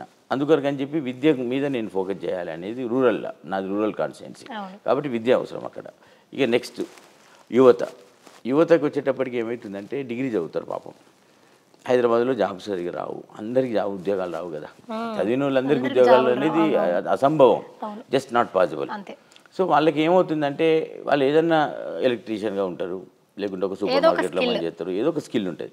సో నా ఆలోచన ఏంటంటే యూత్కి వాళ్ళకి first of all rural youth ఎవరైతే ఉన్నారో, రూరల్ ఉన్న యువత, గ్రామీణ ప్రాంతాల యువతకు హైదరాబాద్కి వచ్చి టైటాన్ వాచ్ షాపులో, లేకుంటే ఐఫోన్ షాపులో, శాంసంగ్ షాపులో వచ్చి సేల్స్ కౌంటర్లో కూర్చుండి ఆ ఫోన్లు ల్యాప్టాప్లు అమ్మాల్సిన నాలెడ్జ్ లేదు వాళ్ళకు. ఓన్లీ అన్నీ ఉన్నాయి, కష్టపడే స్వభావం ఉంది మన యువతకి, స్కిల్ లేదు, కమ్యూనికేషన్ లేదు. వాళ్ళకి ఒకటే ఆలోచన, అబ్బా నేను అంత పని చేయగలుగుతానా, నేను చేయలేను, నేను మాట్లాడగలుగుతానా అనేది ఒక భయము అనేది లోపల ఉంటుంది వాళ్ళకు. అట్లాంటి అవకాశాలు ఇవ్వాలంటే వాళ్ళు హైదరాబాద్కి వచ్చి ఇక్కడ ట్రైనింగ్ ఇన్స్టిట్యూట్లో జాయిన్ అయ్యి స్కిల్ డెవలప్ చేసుకోవాలి. దానికి మళ్ళీ 1,00,000 ఖర్చు కుటుంబానికి. తల్లిదండ్రులు ఆ 1,00,000 ఇచ్చే పరిస్థితిలో ఉండరు. కానీ ఒక 4 సంవత్సరాలు 3 సంవత్సరాలు పాపం అటు ఇటు తిరుగుతారు, ఈలోగా పెళ్ళి అయిపోతుంది, ఏదో ఎకరం భూమిలో 1/2 ఎకరంలో మళ్ళీ అదే చేసుకుంటా డిగ్రీ సర్టిఫికేట్ ఇంట్లో పెట్టుకొని ఎటు కాకుండా జీవితం ఖరాబ్ అవుతుంది. సో నా ఆలోచన ఏంటంటే వాళ్ళకు స్కిల్ ఇంప్రూవ్ చేయాలి. సో నేను ఏదైతే స్కిల్ డెవలప్మెంట్ సెంటర్స్ ప్రతి నియోజకవర్గంలో 9 నెలల్లో ఓపెన్ చేస్తా అన్నాను కదా, ఇంకా ముందే చేస్తా యాక్చువల్గా, బట్ 9 నెలలు పెట్టుకున్న టైం 9 నెలల్లో ఓపెన్ చేసి నాకు హైదరాబాద్లో ఉన్న పరిచయాలతోని వాళ్ళ నైపుణ్యం పెంచుతా.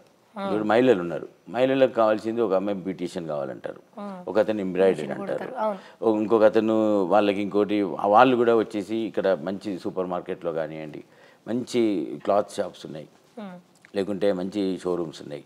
ఎక్కడైనా కూడా ఇవాళ మంచి ఆపర్చునిటీస్ హైదరాబాద్లో ఉన్నాయి. మనకు కావాల్సింది మనకున్న విశ్వాసం, ఆత్మవిశ్వాసం కావాలి, ధైర్యం కావాలి చేసేది. ఈ రెండు నేను కల్పించే అవకాశం నాకు భగవంతుడు ఇచ్చాడు, నాకు భగవంతుడు ఇచ్చిన శక్తి అది. సో నేను పోటీ పరీక్షలు రాసి పాస్ అయ్యాను. సో నేను ఇట్లా వీళ్ళకు స్కిల్ డెవలప్మెంట్ సెంటర్స్ పెట్టేసి స్కిల్ ఇంప్రూవ్ చేసి వాళ్ళలో యువతలో మనోధైర్యాన్ని పెంచి హైదరాబాద్లో కాదు బొంబాయిలో కూడా నేను జాబ్ చేస్తా అనే కెపాసిటీని వాళ్ళలో ఒక 3 నెలలు 4 నెలలు నేను వాళ్ళకు రోజు 5 గంటలు 6 గంటలు పెట్టి 200 మంది 300 మంది బ్యాచెస్ పెట్టి స్కిల్ ఇంప్రూవ్ చేసి హైదరాబాద్లో నాకున్న, ఇవాళ హైదరాబాద్లో మీకు తెలుసు, హైదరాబాద్లో సంవత్సరానికి కనీసంగా 1,52,00,000 ఉద్యోగాలు ప్రైవేట్ వస్తాయి. ప్రైవేట్ ఉద్యోగాలు చాలా ఉన్నాయి. ఇవాళ ప్రైవేట్ ఉద్యోగాలు కూడా 30,000, 25,000, 40,000 శాలరీస్తో ఉన్నాయి ఇవాళ. సో అవి వాళ్లకు ఈ కంపెనీలందరితో నాకు కనెక్ట్ ఉంది. నేను గెలిచిన తర్వాత పార్లమెంట్ సభ్యుడిగా నా ప్రాంత ప్రజల కొరకు నేను పోయి కూర్చుండి, నీ కంపెనీలో నువ్వు సంవత్సరానికి 1000 ఉద్యోగాలు ఇస్తున్నావు, అలా నా మెదక్ పార్లమెంట్ నియోజకవర్గానికి ఒక 200 కేటాయించు, లేకుంటే 100 సంవత్సరానికి కేటాయించు, నేను నీకు పలానా వ్యక్తిని అని నేను రాయా పేరు, నువ్వు వచ్చి నీ స్టాఫ్ను పంపు, జాబ్ మేళ పెడతా, నైపుణ్యానికి శిక్షణ ఇస్తా, నేను వాళ్ళని మనోధైర్యం ఇస్తా, యువతకు ట్రైనింగ్ ఇస్తా, వాళ్ళని తీసుకుపోయి నువ్వు వాడుకో, అందులో ఎవరినైనా సెలెక్ట్ చేసుకో, నీ ఇష్టం వాళ్ళని సెలెక్ట్ చేసుకో, కానీ నీకు అర్హత గల మనుషులు ఇస్తా, నాకు నువ్వు చేయాల్సింది ఒకటే, 100 నాకు కేటాయించు, నువ్వు పక్షపాతంగా నాకు కేటాయించు అని నేను చేస్తా. అట్లాంటి కంపెనీలో నేను ఒక 20-30 కంపెనీలు చేయగలుగుతా, నాకు అన్ని పరిచయాలు ఉన్నాయి. నేను తీసుకొస్తాను, వాళ్ళందరి మధ్యలో ట్రైనింగ్ ఇచ్చి జాబ్ ప్లేస్మెంట్ ఇస్తా. మళ్ళీ నేను ఏదైతే శిక్షణా కేంద్రం పెడుతున్నానో కంటిన్యూస్గా జాబ్లో జాయిన్ అయినాక 6 నెలల వరకు వాళ్ళు వెళ్ళినట్టుంటా.